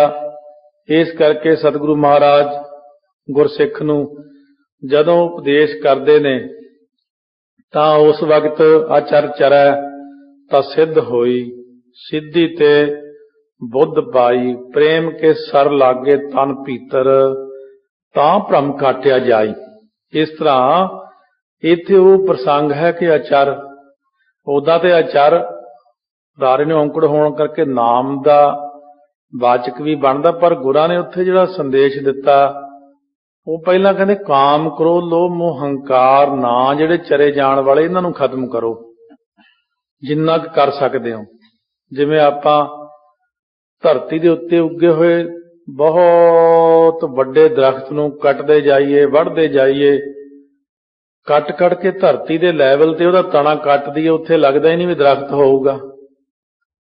ਪਰ 10 ਕੁ ਦਿਨਾਂ ਬਾਅਦ ਉੱਥੇ ਫੇਰ ਟਾਹਣੀਆਂ ਫੁੱਟ ਆਈਆਂ, ਫੇਰ ਦਰਖਤ ਬਣ ਗਿਆ। ਇਹ ਜਿਹੜਾ ਸੀ ਉੱਪਰਲਾ ਕੱਟਣਾ ਸੀ ਉਹ ਸੌਖਾ ਸੀ। ਹੁਣ ਕਹੀ ਲੈ ਕੇ ਪੱਟ ਕੇ ਉਹਦੀਆਂ ਜੜਾਂ ਕੱਢੀਆਂ, ਜਦੋਂ ਕਈ ਫੁੱਟ ਡੂੰਘਾ ਟੋਆ ਪੈ ਗਿਆ ਉੱਥੇ। ਇਸੇ ਤਰ੍ਹਾਂ ਸਤਿਗੁਰੂ ਕਹਿੰਦੇ ਕਾਮ, ਕ੍ਰੋਧ, ਲੋਭ, ਮੋਹ, ਹੰਕਾਰ ਦੀਆਂ ਜੜਾਂ ਸਰੀਰ ਦੇ ਅੰਦਰ, ਕੈਂਸਰ ਤੱਕ ਕੁਝ ਵੀ ਚੀਜ਼ ਨਹੀਂ ਹੈ। ਇਹਦੇ ਤੋਂ ਵੀ ਭਿਆਨਕ ਢੰਗ ਨਾਲ ਅੰਦਰ ਫੈਲੀਆਂ ਹੋਈਆਂ ਜੜਾਂ ਨੇ। ਇਹ ਫਿਰ ਪਹਿਲਾਂ ਉੱਪਰੋਂ ਮਕਾਉਣੇ ਪੈਂਦੇ ਨੇ, ਹੌਲੀ ਹੌਲੀ ਫਿਰ ਨਾਮ ਦੇ ਨਾਲ ਅੰਦਰੋਂ ਦਵਾਈ ਦੇ ਕੇ ਮੇਰਾ ਵੈਦ ਗੁਰੂ ਗੋਵਿੰਦਾ ਹਰ ਹਰ ਨਾਮ ਔਖਦ ਮੁਖ ਦੇਵੈ ਕਾਟੈ ਜਮ ਕੀ ਫੰਦਾ। ਇਉਂ ਮੇਰਾ ਵੈਦ ਗੁਰੂ ਗੋਵਿੰਦਾ ਕਿਰਪਾ ਕਰਕੇ ਹਉਮੈ ਦੇ ਰੋਗ ਨੂੰ, ਕਾਮ, ਕ੍ਰੋਧ, ਲੋਭ, ਮੋਹ, ਹੰਕਾਰ ਨੂੰ ਦਵਾਈ ਦੇ ਨਾਲ, ਨਾਮ ਨਾਲ ਖਤਮ ਕਰਦੇ ਨੇ। ਤਾਂ ਸਤਿਗੁਰੂ ਕਹਿੰਦੇ ਨੇ ਅੰਦਰੋਂ ਫਿਰ ਭਰਮ ਦੇ ਛੌੜ ਕੱਟੇ ਜਾਂਦੇ ਨੇ। ਭਰਮ ਕੇ ਪਰਦੇ ਸਤਿਗੁਰ ਖੋਲੇ, ਭਰਮ ਦੇ ਪਰਦੇ ਸਤਿਗੁਰੂ ਮਹਾਰਾਜ ਸਿੱਖ ਦੇ ਖੋਲ੍ਹਦੇ, ਜਿਹੜਾ ਭਰਮ ਪਿਆ ਹੋਇਆ। ਇਸ ਕਰਕੇ ਭਰਮ ਨੂੰ ਦੂਰ ਕਰਨ ਲਈ ਭਰਮ ਅੰਧੇਰਾ ਨਾਹੀਂ, ਭਰਮ ਦਾ ਹਨੇਰਾ ਅਭਿਆਸ ਨਾਲ ਹੀ ਦੂਰ ਹੁੰਦਾ। ਜਦੋਂ ਭਰਮ ਦੇ ਹਨੇਰੇ ਨੂੰ ਦੂਰ ਕੀਤਾ, ਚਾਨਣ ਹੋ ਗਿਆ। ਭਗਤ ਅਸਾਰ ਜਾਨ ਦੁਖ ਖਾਨੀ, ਦੁੱਖਾਂ ਦੀ ਖਾਣ ਗੁਰੂ ਨਾਨਕ ਦੇਵ ਮਹਾਰਾਜ ਸੱਚੇ ਪਾਤਸ਼ਾਹ ਨੇ ਕਿਰਪਾ ਕਰ ਦਿੱਤੀ ਕਿ ਜਗਤ ਨੂੰ ਅਸਾਰ, ਇੱਕ ਤਾਂ ਹੁੰਦੀ ਸਾਰ ਤੱਤ ਸੱਚੀ ਵਸਤੂ, ਜੇ ਐੜਾ ਲਗਾ ਦੀ ਅੱਗੇ ਅਸਾਰ ਝੂਠੀ, ਇਹ ਜਗਤ ਜਿਹੜਾ ਹੈ ਝੂਠਾ ਹੈ, ਇਉਂ ਜਣਾ ਦਿੱਤਾ। ਸ੍ਰੀ ਗੁਰ ਕੀ ਮਹਿਮਾ ਪਹਿਚਾਨੀ, ਬੁਲਾਣੇ ਨੇ ਜਾਣਿਆ ਕਿ ਜਗਤ ਤਾਂ ਝੂਠਾ ਹੈ, ਪਰ ਗੁਰੂ ਨਾਨਕ ਸਾਹਿਬ ਦੀ ਮਹਿਮਾ ਪਹਿਚਾਣ ਗਿਆ। ਇਹ ਕੌਣ ਨੇ? ਤੇ ਬਹੁਤ ਵੱਡੇ ਨੇ। ਇੰਨਾ ਵੱਡਾ ਉਪਦੇਸ਼ ਅਜ ਤੱਕ ਮੈਨੂੰ ਕਿਸੇ ਨੇ ਕੀਤਾ। ਬੰਦ ਹੱਥ ਦੋ ਕਰੀ ਸੋ ਬੰਦਨਾ, ਦੋਵੇਂ ਹੱਥ ਜੋੜ ਕਰਕੇ ਬੰਦਨਾ ਕੀਤੀ। ਡੰਡੌਤ ਬੰਦਨ ਅਨਕ ਬਾਰ ਕਰਕੇ ਲੰਮਾ ਪੈ ਗਿਆ ਮਹਾਰਾਜ ਦੇ ਚਰਨਾਂ ਤੇ। ਤੁਮ ਕੀਏ ਮਮ ਅਗਿਆਨ ਨਿਕੰਦਨ, ਇਹ ਗੁਰੂ ਨਾਨਕ ਦੇਵ ਸੱਚੇ ਪਾਤਸ਼ਾਹ ਤੁਸੀਂ ਤਾਂ ਮੇਰੇ ਅਗਿਆਨ ਨੂੰ ਨਿਕੰਦਨ ਹੁੰਦਾ ਕੱਟ ਦਿੱਤਾ ਜੀ। ਮੇਰੇ ਅੰਦਰ ਤਾਂ ਐਵੇਂ ਭਰਮ ਹੀ ਪਿਆ ਹੋਇਆ ਸੀ। ਪੂਰਨ ਪੁਰਖ ਰੂਪ ਹਰ ਸਾਧੂ, ਆਪ ਜੀ ਪੂਰਨ ਪੁਰਖ ਹੋ ਜੀ, ਹਰੀ ਰੂਪ ਹੋ ਜੀ, ਸਾਧੂ ਹੋ ਜੀ। ਨਰਨ ਉਧਾਰ ਹੋ ਬੁੱਧ ਅਗਾਧੂ, ਇਹ ਜਿਹੜੇ ਜੀਵ ਨੇ ਇਹਨਾਂ ਨੂੰ ਤੁਸੀਂ ਕਲਿਆਣ ਕਰਨ ਵਾਸਤੇ ਆਏ। ਤੁਹਾਡੀ ਬੁੱਧੀ ਅਗਾਧ ਬੋਧ ਹੈ, ਤੁਹਾਡਾ ਨਹੀਂ ਪਤਾ ਲੱਗ ਸਕਦਾ। ਬੁੱਧੀ ਤਾਂ ਮਨੁੱਖ ਦੀ ਹੁੰਦੀ ਹੈ, ਸਤਿਗੁਰਾਂ ਅੰਦਰ ਤਾਂ ਸਿਰਫ ਸਿਆਣਪ ਹੀ ਸਿਆਣਪ, ਗਿਆਨ ਹੀ ਗਿਆਨ ਹੈ। ਬੁੱਧੀ ਤਾਂ ਤੁੱਛ ਜੀ ਚੀਜ਼ ਹੈ। ਐਵੇਂ ਇੱਕ ਛੋਟਾ ਜਿਹਾ ਬੱਲਬ ਹੁੰਦਾ ਬੁੱਧੀ ਸਾਡੀ, ਸਤਿਗੁਰੂ ਦੇ ਅੰਦਰ ਤਾਂ ਕਰੋੜਾਂ ਸੂਰਜਾਂ ਦਾ ਗਿਆਨ, ਕਰੋੜਾਂ ਸੂਰਜਾਂ ਦਾ ਪ੍ਰਕਾਸ਼ ਅੰਦਰ ਛਾਇਆ। ਬੇਅੰਤ ਗਿਆਨ ਹੈ, ਜਿਹਦਾ ਆਪਾਂ ਅੰਤ ਵੀ ਨਹੀਂ ਪਾ ਸਕਦੇ। ਮਨੁੱਖ ਦੀ ਬੁੱਧੀ ਤਾਂ ਜੇ ਇੱਕ ਤੁਪਕਾ ਲੈ ਲਈਏ ਸਮੁੰਦਰ ਚੋਂ ਇੱਕ ਬੂੰਦ, ਤੇ ਸਮੁੰਦਰ ਸਾਹਮਣੇ ਇੱਕ ਬੂੰਦ ਕੀ ਹੈ? ਇੱਕ ਬੂੰਦ ਜਿੰਨੀ ਮਨੁੱਖ ਦੀ ਪੂਰੀ ਬੁੱਧੀ ਹੁੰਦੀ ਹੈ। ਫਿਰ ਕਈਆਂ ਦੀ ਅੱਧੀ ਬੂੰਦ ਬੁੱਧੀ ਹੈ, ਕਈਆਂ ਦੀ ਮਾੜੀ ਜੀ ਹੋਰ ਘੱਟ ਹੈ। ਇਦੋਂ ਥੱਲੇ ਫਿਰ ਅੱਜ ਦੀ ਮਲੀਨ ਬੁੱਧ ਹੱਛ ਨਹੀਂ, ਮਲੀਨ ਬੁੱਧੀ ਵੀ ਹੈ। ਫਿਰ ਆਤਮ ਵਿਸ਼ੈਣੀ ਬੁੱਧੀ ਵੱਖਰੀ ਚੀਜ਼ ਹੈ, ਮਲੀਨ ਬੁੱਧੀ ਹੈ, ਵਿਕਾਰਾਂ ਵਾਲੀ ਬੁੱਧੀ ਹੈ। ਪਹਿਲਾਂ ਤਾਂ ਹੈ ਬੂੰਦ ਭਰ, ਫਿਰ ਹੈ ਮੈਲੀ, ਫਿਰ ਹੈ ਮੈਲੀ ਤੇ ਫਿਰ ਹੈ ਕਾਲੀ। ਤੇ ਕਿੱਥੇ ਦੀ ਗੱਲ ਕਰਦੇ ਆ ਆਪਾਂ, ਕਿੱਥੇ ਤੱਕ ਗਿਆਨ ਲਵਾਂਗੇ? ਪਹਿਲਾਂ ਤੇ ਇਸ ਬੂੰਦ ਨੂੰ ਹੀ ਸ਼ੁੱਧ ਕਰਨਾ ਹੈ, ਫੇਰ ਕਿਤੇ ਗੁਰਾਂ ਦਾ ਚਾਨਣ ਹੋਣਾ ਹੈ ਕਿ ਸਤਿਗੁਰੂ ਕੌਣ ਹਨ। ਕਮਲ ਬਦਨ ਜਾਂ ਤੁਮ ਔਰ ਆਵੈ, ਸੋ ਕਮਲ ਬਦਨ ਸੱਚੇ ਪਾਤਸ਼ਾਹ ਜਿਉ ਤੁਮ ਔਰ ਆਵੈ, ਇਹ ਤਾਂ ਜਿਸ ਪ੍ਰਕਾਰ ਆਪਦੇ ਹਿਰਦੇ ਚ ਆਉਂਦਾ ਕਮਲ ਵਰਗੇ ਚਿਹਰੇ ਵਿੱਚੋਂ, ਸੋ ਜਿਵੇਂ ਫਰਮਾਨ ਜਾਰੀ ਹੁੰਦਾ। ਤਸ ਬਿਦ ਕਰਹੁ ਨਾ ਕੋ ਉਲਟਾਵੈ, ਉਸੇ ਪ੍ਰਕਾਰ ਕਰਦੇ ਹੋ, ਕੋਈ ਉਲਟਾ ਨਹੀਂ ਸਕਦਾ। ਆਪ ਜੀ ਬਚਨ ਕਰਦੇ ਹੋ, ਉਹਨੂੰ ਕੋਈ ਨਹੀਂ ਉਲਟਾ ਸਕਦਾ। ਮੈਂ ਅਬ ਸੁਨਿਆ ਜੋ ਤੁਮ ਉਪਦੇਸੂ। ਹੁਣ ਜੋ ਦਾਸ ਨੇ ਆਪ ਜੀ ਪਾਸੋਂ ਉਪਦੇਸ਼ ਸੁਣਿਆ ਹੈ ਜੀ, ਜਪੋ ਨਾਮ ਤਜ ਜਗਤ ਕਲੇਸੂ। ਸੋ ਜਗਤ ਦੇ ਜਿਹੜੇ ਕਲੇਸ਼ ਨੇ, ਵਿਦਿਆ, ਅਸਮਤਾ, ਅਭਿਨਿਵੇਸ਼, ਰਾਗ ਤੇ ਦਵੈਸ਼, ਇਹ 5 ਕਲੇਸ਼ ਹੁੰਦੇ ਨੇ। ਇਹਨਾਂ ਦਾ ਤਿਆਗ ਕਰਕੇ ਸਿਰਫ ਨਾਮ ਜਪਣਾ ਇਹ ਵਧੀਆ ਹੈ। ਅਸ ਕਹਿ ਗਮਨਿਓ ਧਾਮ ਬੁਲਾਨਾ। ਇਉਂ ਕਹਿ ਕਰਕੇ ਬੁਲਾਣਾ ਆਪਣੇ ਘਰ ਨੂੰ ਚਲਿਆ ਗਿਆ। ਨਹਿ ਕਹਿ ਸੋ ਤਿਹ ਬਚਨ ਬਖਾਨਾ। ਕਿਉਂਕਿ ਮਨ ਟਿਕ ਗਿਆ, ਹੁਣ ਕਿਸੇ ਨਾਲ ਗੱਲ ਨਹੀਂ ਕੀਤੀ। ਗੁਰੂ ਨਾਨਕ ਸਾਹਿਬ ਦੀ ਕਿਰਪਾ ਹੋ ਗਈ। ਗੁਰੂ ਦਾ ਕੀ ਫਾਇਦਾ? ਫਾਇਦਾ ਇਹੀ ਆ, ਜੇ ਸਿਰ ਤੇ ਹੱਥ ਰੱਖ ਦੇਣ ਆਪਣਾ, ਉਹ ਜਗਤ ਵਿੱਚ ਫਸਿਆ ਹੋਇਆ ਮਨ ਸਾਰਾ ਹੀ ਇਕੱਠਾ ਕਰ ਦੇ ਇੱਕ ਥਾਂ। ਔਰ ਜਦੋਂ ਮਨ ਇਕੱਠਾ ਹੁੰਦਾ ਉਦੋਂ ਟਿਕ ਜਾਂਦਾ, ਜਦੋਂ ਮਨ ਖਿੰਡਦਾ ਫਿਰ ਖੰਡਾਓ ਵਿੱਚ ਆ ਜਾਂਦਾ ਹੈ। ਮੈਂ ਅਬ ਸੁਨਿਓ ਜੋ ਤੁਮ ਉਪਦੇਸੂ। ਮਹਾਰਾਜ ਜੀ, ਜਿਹੜਾ ਮੈਂ ਹੁਣ ਤੁਹਾਡੇ ਪਾਸੋਂ ਇਹ ਗਿਆਨ ਦਾ ਉਪਦੇਸ਼ ਸੁਣਿਆ ਹੈ, ਜਪੋ ਨਾਮ ਤਜ ਜਗਤ ਕਲੇਸੂ। ਇਸ ਤਰ੍ਹਾਂ ਮਹਾਰਾਜ ਸੱਚੇ ਪਾਤਸ਼ਾਹ ਕਹਿਣ ਲੱਗੇ, ਇਹ ਆਪਣੇ ਘਰ ਚਲਿਆ ਗਿਆ, ਕਿਸੇ ਨਾਲ ਬਚਨ ਨਹੀਂ ਕੀਤਾ। ਪਰਮੇਸ਼ਰ ਦੇ ਇਸ ਪ੍ਰੀਤ ਸੋ ਜਾਗੀ। ਪਰਮੇਸ਼ਰ ਵਾਲੇ ਪਾਸੇ ਜਿਹੜੀ ਪ੍ਰੀਤੀ ਸੀ ਨਾ, ਉਹ ਹਿਰਦੇ ਦੇ ਅੰਦਰ ਪ੍ਰੀਤ ਜਾਗ ਪਈ ਹੈ। ਸਰੀਰ 'ਚ ਹੀ ਸਾਰਾ ਕੁਝ, ਬਾਕੀ ਦੀਆਂ ਚੀਜ਼ਾਂ ਸਾਰੀਆਂ ਆਪਣੀਆਂ ਸੁਤੇ ਸਿੱਧ, ਜਿਵੇਂ ਘਾਹ ਹੈ। ਘਰੇ ਆਪਾਂ ਗਮਲਾ ਹੈ, ਉਹ 'ਚ ਫੁੱਲ ਬੂਟਾ ਬੀਜੀਏ, ਘਾਹ ਐਵੇਂ ਆ ਜਾਂਦਾ ਖਾਮ ਖਾਈ।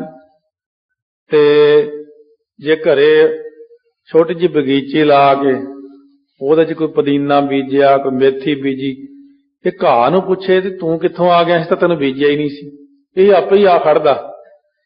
ਮਹਾਰਾਜ ਕਹਿੰਦੇ ਹਉਮੈ ਹੋਈ, ਕਾਮ ਕ੍ਰੋਧ ਆਦਿਕ ਹੋਏ, ਇਹ ਉਹੀ ਆ ਜਾਂਦੇ ਵੀ ਨਹੀਂ ਗੱਲ ਤੋਂ।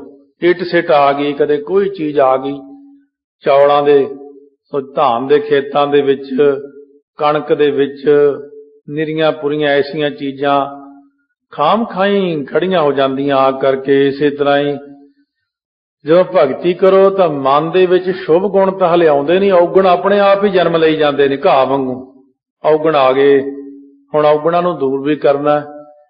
ਹੁਣ ਹਿਰਦੇ ਦੇ ਅੰਦਰ ਸਾਰੀਆਂ ਚੀਜ਼ਾਂ ਨੇ, ਕਈ ਚੀਜ਼ਾਂ ਤਾਂ ਆਪਣੇ ਆਪ ਹੀ ਐਕਟੀਵੇਟ ਹੋ ਜਾਂਦੀਆਂ ਅੰਦਰ, ਕਈ ਚੀਜ਼ਾਂ ਨੂੰ ਐਕਟੀਵੇਟ ਕਰਨਾ ਪੈਂਦਾ। ਇਸ ਕਰਕੇ ਫੋਨ ਵਾਲੇ ਕਈ ਵਾਰ ਸਰਲ ਜਿਹੀਆਂ ਚੀਜ਼ਾਂ ਦਿੰਦੇ ਨੇ, ਬਈ ਅਸੀਂ ਆਹ ਚੀਜ਼ ਐਕਟੀਵੇਟ ਕਰਾਉਣੀ ਆ, ਕਹਿੰਦੇ ਇਹਦੇ $7 ਵੱਖਰੇ ਲੱਗਣੇ ਆ, ਇਹ ਜੇ ਐਕਟੀਵੇਟ ਕਰਾਉਣੀ ਆ, ਇਹਦੇ 10 ਲੱਗਣੇ ਆ, ਇਹਦੇ 20 ਲੱਗਣੇ ਆ। ਫੋਨਾਂ ਦਾ ਹੀ ਫਰਕ ਹੈ। ਫੋਨ ਤਾਂ ਸਸਤਾ ਵੀ ਮਿਲਦਾ, ਫੋਨ ਕਹਿੰਦੇ 5 ਲੱਖ ਰੁਪਏ ਵਾਲਾ ਵੀ ਆ ਰਿਹਾ ਇੱਕ, ਉਹ ਵੀ ਫੋਨ ਹੀ ਹੈ। ਉਹ ਪਤਾ ਨਹੀਂ ਕੀ ਕੁਛ ਕਰੂਗਾ ਆ ਕੇ, ਹਲੇ ਪਹਿਲਾਂ ਹੀ ਦੁਨੀਆ ਮਾਣ ਨਹੀਂ ਹੈਗੀ। ਇਸੇ ਤਰ੍ਹਾਂ ਹੀ ਸਾਡੇ ਹਿਰਦੇ ਦੇ ਅੰਦਰ ਜਿਹੜੀਆਂ ਅਗਿਆਨਤਾ ਦੀਆਂ ਵਸਤੂਆਂ ਨੇ, ਕਾਮ, ਕ੍ਰੋਧ, ਲੋਭ, ਮੋਹ, ਹੰਕਾਰ, ਨਿੰਦਾ, ਚੁਗਲੀ, ਬਦੀ, ਬਖੀਲੀ, ਅਗਿਆਨਤਾ, ਇਹ ਐਵੇਂ ਉੱਗੀ ਜਾਂਦੇ ਨੇ ਜਿਹਦੀ ਲੋੜ ਹੀ ਨਹੀਂ ਸਾਨੂੰ। ਵਿਕਾਰ ਐਵੇਂ ਹੀ ਆ ਜਾਂਦੇ ਨੇ, ਮਨੁੱਖ ਨੂੰ ਸਮਝਾਉਣ ਦੀ ਲੋੜ ਨਹੀਂ ਕਿ ਵਿਕਾਰ ਕੀ ਹੁੰਦੇ ਨੇ। ਪਰ ਜਿਹੜੇ ਗਿਆਨ ਦੀ ਚੀਜ਼ ਆ ਉਹਨੂੰ ਜ਼ੋਰ ਲਾ ਮਰ ਜਾਂਦੇ। ਜਿਹੜੇ ਚੰਗੇ ਬੂਟੇ ਆ ਨਰਸਰੀ ਚੋਂ ਲਿਆਉਣੇ ਖਰੀਦ ਕੇ, ਪੈਸੇ ਵੀ ਦਿੰਦੇ ਆ, ਮਾਲੀ ਵੀ ਰੱਖਦੇ ਆ, ਖਾਦ ਵੀ ਪਾਉਣੇ ਆ, ਫਿਰ ਸਾਰਾ ਟੱਬਰ ਉਹਦਾ ਧਿਆਨ ਰੱਖਦਾ, ਉਹ ਹੁੰਦਾ ਹੀ ਨਹੀਂ। ਬੜੀ ਮੁਸ਼ਕਲ ਨਾਲ ਕਿਤੇ ਉਹਦੀ ਨਿੱਕੀ ਜਿਹੀ ਪੱਤੀ ਜਿਹੀ ਨਿਕਲਦੀ ਹੈ, ਉਹ ਸਾਰਾ ਟੱਬਰ ਖੁਸ਼ ਹੋ ਜਾਂਦਾ। ਚੱਲ ਪਿਆ ਸ਼ੁਰੂ ਹੋ ਗਿਆ ਹੈ। ਬੜੀ ਮੁਸ਼ਕਲ ਹੈ। ਆਹ ਇਹ ਜੰਗਲ 'ਚ ਬੂਟੇ ਖੜੇ, ਇਹਨਾਂ ਨੂੰ ਉਗਾਇਆ ਕਿਸੇ ਨੇ, ਤੇ ਕੁਛ ਦਿੰਦੇ ਵੀ ਨਹੀਂ ਨਾਲੇ। ਤੇ ਜਿਹੜੇ ਬੂਟਾ ਫਲਦਾਰ ਹੁੰਦਾ ਉਹਦੇ ਤੇ ਕਿੰਨੀ ਸਪਰੇ, ਕਿੰਨੀ ਮਿਹਨਤ ਹੁੰਦੀ ਹੈ, ਫੇਰ ਕਿਤੇ ਜਾ ਕੇ ਉਹ ਮੁੱਖ 'ਚ ਪੈਂਦਾ ਆਪਣੇ ਮਸਾਂ ਹੀ ਕਿਤੇ ਜਾ ਕੇ। ਮਹਾਰਾਜ ਕਹਿੰਦੇ ਇਸੇ ਤਰ੍ਹਾਂ ਜੇ ਗੁਣ ਪੈਦਾ ਕਰਨਾ, ਇਹਦੇ ਤੇ ਬਹੁਤ ਹੀ ਜ਼ਿਆਦਾ ਮਿਹਨਤ ਲੱਗਦੀ। ਔਗਣ ਪੈਦਾ ਕੀਤਾ ਨਹੀਂ ਜਾਂਦਾ, ਔਗਣ ਤਾਂ ਖੁਦ ਹੀ ਉੱਗ ਆਉਂਦਾ ਆਪਣੇ ਆਪ ਹੀ। ਇਹਨੂੰ ਹੁਣ ਦੂਰ ਕਿਵੇਂ ਕਰਨਾ? ਕਹਿੰਦੇ ਸਤ ਸੰਗਤ ਰੋਜ਼ ਕਰਨੀ ਪੈਂਦੀ, ਗੁਰਾਂ ਦੀ ਬਾਣੀ ਪੜ੍ਹਨੀ ਪੈਂਦੀ, ਇਤਿਹਾਸ ਸੁਣਨਾ ਪੈਂਦਾ। ਨਿਸ਼ਰਦਕ ਪੁਣਾ ਪੈਦਾ ਹੋ ਗਿਆ ਐਵੇਂ ਹੀ, ਸ਼ਰਧਾ ਨਹੀਂ ਆਉਂਦੀ। ਵੇਖ ਲਓ, ਨਿਸ਼ਰਦਕ ਪੁਣਾ ਜਿੰਨਾ ਮਰਜ਼ੀ ਪੈਦਾ ਕਰ ਲਓ। ਕਿਉਂ? ਸਤਿਗੁਰੂ ਨਾਨਕ ਦੇਵ ਜੀ ਮਹਾਰਾਜ ਕਹਿੰਦੇ ਨੇ, ਜਦ ਅਸੀਂ ਕਿਸੇ ਤੇ ਕਿਰਪਾ ਕਰਦੇ ਹਾਂ ਤਾਂ ਉੱਥੇ ਕਿਰਪਾ ਹੋ ਕੇ ਕੋਈ ਬੂਟਾ ਉਗਦਾ, ਨਹੀਂ ਤਾਂ ਬੂਟਾ ਨਹੀਂ ਉਗਦਾ ਹੁੰਦਾ। ਹਿਰਦੇ ਦੇ ਅੰਦਰ ਨਾਮ ਦਾ ਬੂਟਾ ਸਤਿਗੁਰੂ ਨੇ ਬਚਨ ਕੀਤਾ ਹੈ, ਮਨ ਹਾਲੀ ਕਿਰਸਾਣੀ ਕਰਨੀ, ਸਰਮ ਪਾਣੀ ਤਨ ਖੇਤ, ਨਾਮ ਬੀਜ ਸੰਤੋਖ ਸੁਹਾਗਾ, ਰੱਖ ਗਰੀਬੀ ਵੇਸ। ਮਹਾਰਾਜ ਕਹਿੰਦੇ ਇਸ ਤਰ੍ਹਾਂ ਦੀ ਖੇਤੀ ਕਰੋ ਕਿ ਹਿਰਦੇ ਦੇ ਅੰਦਰ ਸ਼ੁਭ ਗੁਣ ਆਪਣੇ ਆਪ ਗੁਰਾਂ ਦੀ ਕਿਰਪਾ ਨਾਲ ਪ੍ਰਗਟ ਹੋ ਜਾਣ। ਵੇਖਿਆ ਨ ਤਿਆਗ ਏਕ ਲਿਵ ਲਾਗੀ। ਹੁਣ ਵਿਸ਼ਿਆਂ ਨੂੰ ਤਿਆਗ ਦਿੱਤਾ ਅਤੇ ਇੱਕ ਪ੍ਰਮਾਤਮਾ ਵਿੱਚ ਉਦੋਂ ਮਨ ਜੁੜਦਾ ਜਦੋਂ ਸਾਰੇ ਪਾਸਿਓਂ ਜਾਂ ਤਾਂ ਮਨ ਰੱਜ ਜਾਵੇ ਹੁਣ, ਤੇ ਜਾਂ ਬਚਪਨ ਹੋਵੇ ਬਿਲਕੁਲ ਹੀ, ਜਦੋਂ ਪਤਾ ਹੀ ਨਾ ਹੋਵੇ ਕਿ ਵਿਸ਼ਿਆਂ ਦੇ ਸਵਾਦ ਕੀ ਨੇ। ਤੇ ਜਦੋਂ ਬੰਦੇ ਇੱਧਰ ਪੈ ਜਾਂਦੇ ਨੇ ਫਿਰ ਹਟਣਾ ਬੜਾ ਔਖਾ। ਜਾਂ ਤਾਂ ਮਹਾਰਾਜ ਹਟਾਵੇ ਜਾਂ ਫਿਰ ਹੌਲੀ ਹੌਲੀ ਬੰਦੇ ਨੂੰ ਇਹ ਪਤਾ ਲੱਗ ਜੇ, ਇੱਕ ਦਿਨ ਅੰਦਰ ਚਾਨਣ ਜਿਹਾ ਹੋ ਜਾਂਦਾ ਵੀ ਬੈਠਿਆਂ ਬੈਠਿਆਂ ਖਿਆਲ ਆਇਆ ਹੈ ਤਾਂ ਕੁਛ ਨਹੀਂ ਇਹਦੇ 'ਚ, ਸ਼ਰਾਬੀ ਬੈਠਿਆਂ ਬੈਠੇ ਖਿਆਲ ਆਇਆ ਹੈ ਤਾਂ ਕੁਛ ਨਹੀਂ, ਸਾਰੀ ਜ਼ਿੰਦਗੀ ਵੈਸੇ ਐਵੇਂ ਹੀ ਖਾਂਦੇ ਪੀਂਦੇ ਰਹੇ, ਇੱਕੋ ਦਮ ਸਭ ਕੁਝ ਛੱਡ ਕੇ ਗੁਰੂ ਘਰ ਆ ਗਿਆ ਨਹਾ ਧੋ ਕੇ, ਕਹਿੰਦਾ ਵੀ ਆ ਇੱਥੇ ਠੀਕ ਹੈ। ਅਸੀਂ ਤਾਂ ਕਹਿੰਦੇ ਕਮਲੇ ਹੀ ਹੋਏ ਰਹੇ ਪਹਿਲਾਂ। ਇਸ ਤਰ੍ਹਾਂ ਜਦੋਂ ਮਨ ਮੁੜ ਜਾਂਦਾ, ਜਦੋਂ ਮਨ ਰੱਜ ਜਾਂਦਾ, ਜਦੋਂ ਸਾਰਾ ਕੁਝ ਦੇਖ ਲੈਂਦਾ, ਜਾਂ ਫਿਰ ਕੋਈ ਜ਼ੋਰਦਾਰ ਠੋਕਰ ਲੱਗ ਜਾਵੇ, ਠੋਕਰ ਲੱਗੇ ਤੋਂ ਵਿਰਾਗ ਹੋ ਜਾਂਦਾ। ਇਸ ਤਰ੍ਹਾਂ ਮਨ ਦੇ ਅੰਦਰ ਵੈਰਾਗ ਹੋ ਗਿਆ ਤਾਂ ਤਿਆਗ ਹੋ ਗਿਆ, ਤਿਆਗ ਹੋ ਗਿਆ ਸੰਨਿਆਸ ਹੋ ਗਿਆ, ਜਤ ਹੋ ਗਿਆ, ਸਤ ਹੋ ਗਿਆ। ਹੌਲੀ ਹੌਲੀ ਮਨ ਜਿਹੜਾ ਹੈ ਇਕਾਗਰਤਾ ਵਿੱਚ ਆ ਜਾਂਦਾ ਹੈ। ਜੀਵਤ ਜਪਤ ਰਹਿਓ ਸੋ ਨਾਮੋ। ਹੁਣ ਉਹ ਜਿਹੜਾ ਮੌਲਾਣਾ ਸੀ ਉਹਨੂੰ ਇੰਨਾ ਵਧੀਆ ਉਪਦੇਸ਼ ਹੋ ਗਿਆ, ਗੁਰਾਂ ਦੀ ਕਿਰਪਾ ਹੋ ਗਈ, ਉਹਦੇ ਹਿਰਦੇ 'ਚ ਨਾਮ ਦੀ ਦਾਤ ਮਿਲ ਗਈ, ਜਿਉਂਦੇ ਜੀ ਉਹ ਨਾਮ ਜਪਦਾ ਰਿਹਾ। ਅੰਤ ਕਾਲ ਗਮਨਿਓ ਹਰ ਧਾਮੋ। ਅੰਤ ਨੂੰ ਗੁਰਾਂ ਨੇ ਉਹਨੂੰ ਆਪਣਾ ਸਿੱਖ ਬਣਾ ਕੇ ਸਹੀ ਉਪਦੇਸ਼ ਦੇ ਕੇ ਹਰੀ ਦੇ ਧਾਮ ਭੇਜ ਦਿੱਤਾ, ਸੱਚਖੰਡ ਨੂੰ ਭੇਜ ਦਿੱਤਾ ਗੁਰਾਂ ਨੇ ਉਹਨੂੰ। ਇਹ ਨਾਮ ਜਪ ਗੁਰ ਮੰਤਰ ਦੇ ਦਿੱਤਾ। ਦੋਹਰਾ ਸ੍ਰੀ ਸਰ ਸਵਸਤ ਸਰਬਦਾ ਵਰਣ ਸਵੇਤ ਸੁਖ ਕੰਦ। ਸੋ ਇਸ ਤਰ੍ਹਾਂ ਹੁਣ ਅਗਲਾ ਪ੍ਰਸੰਗ ਜਿਹੜਾ ਸ਼ੁਰੂ ਕਰਦੇ ਨੇ ਕਿ ਜਦੋਂ ਮਹਾਰਾਜ ਸੱਚੇ ਪਾਤਸ਼ਾਹ ਜੀ ਜੰਨੂ ਪਹਿਨਾਇਆ ਤਾਂ ਹੁਣ ਪਹਿਲਾਂ ਕਵੀ ਜੀ ਮੰਗਲ ਕਰਦੇ ਨੇ ਸਰਸਵਤੀ ਦਾ, ਜੋ ਵਿਦਿਆ ਦੀ ਦੇਵੀ ਹੈ, ਜੋ ਜ਼ੁਬਾਨ ਤੇ ਵਸਦੀ ਹੈ, ਬੁੱਧੀ ਤੇ ਵਾਸਾ ਕਰਦੀ ਹੈ, ਜਿੱਥੋਂ ਅੱਖਰ ਫੁਰਦੇ ਨੇ।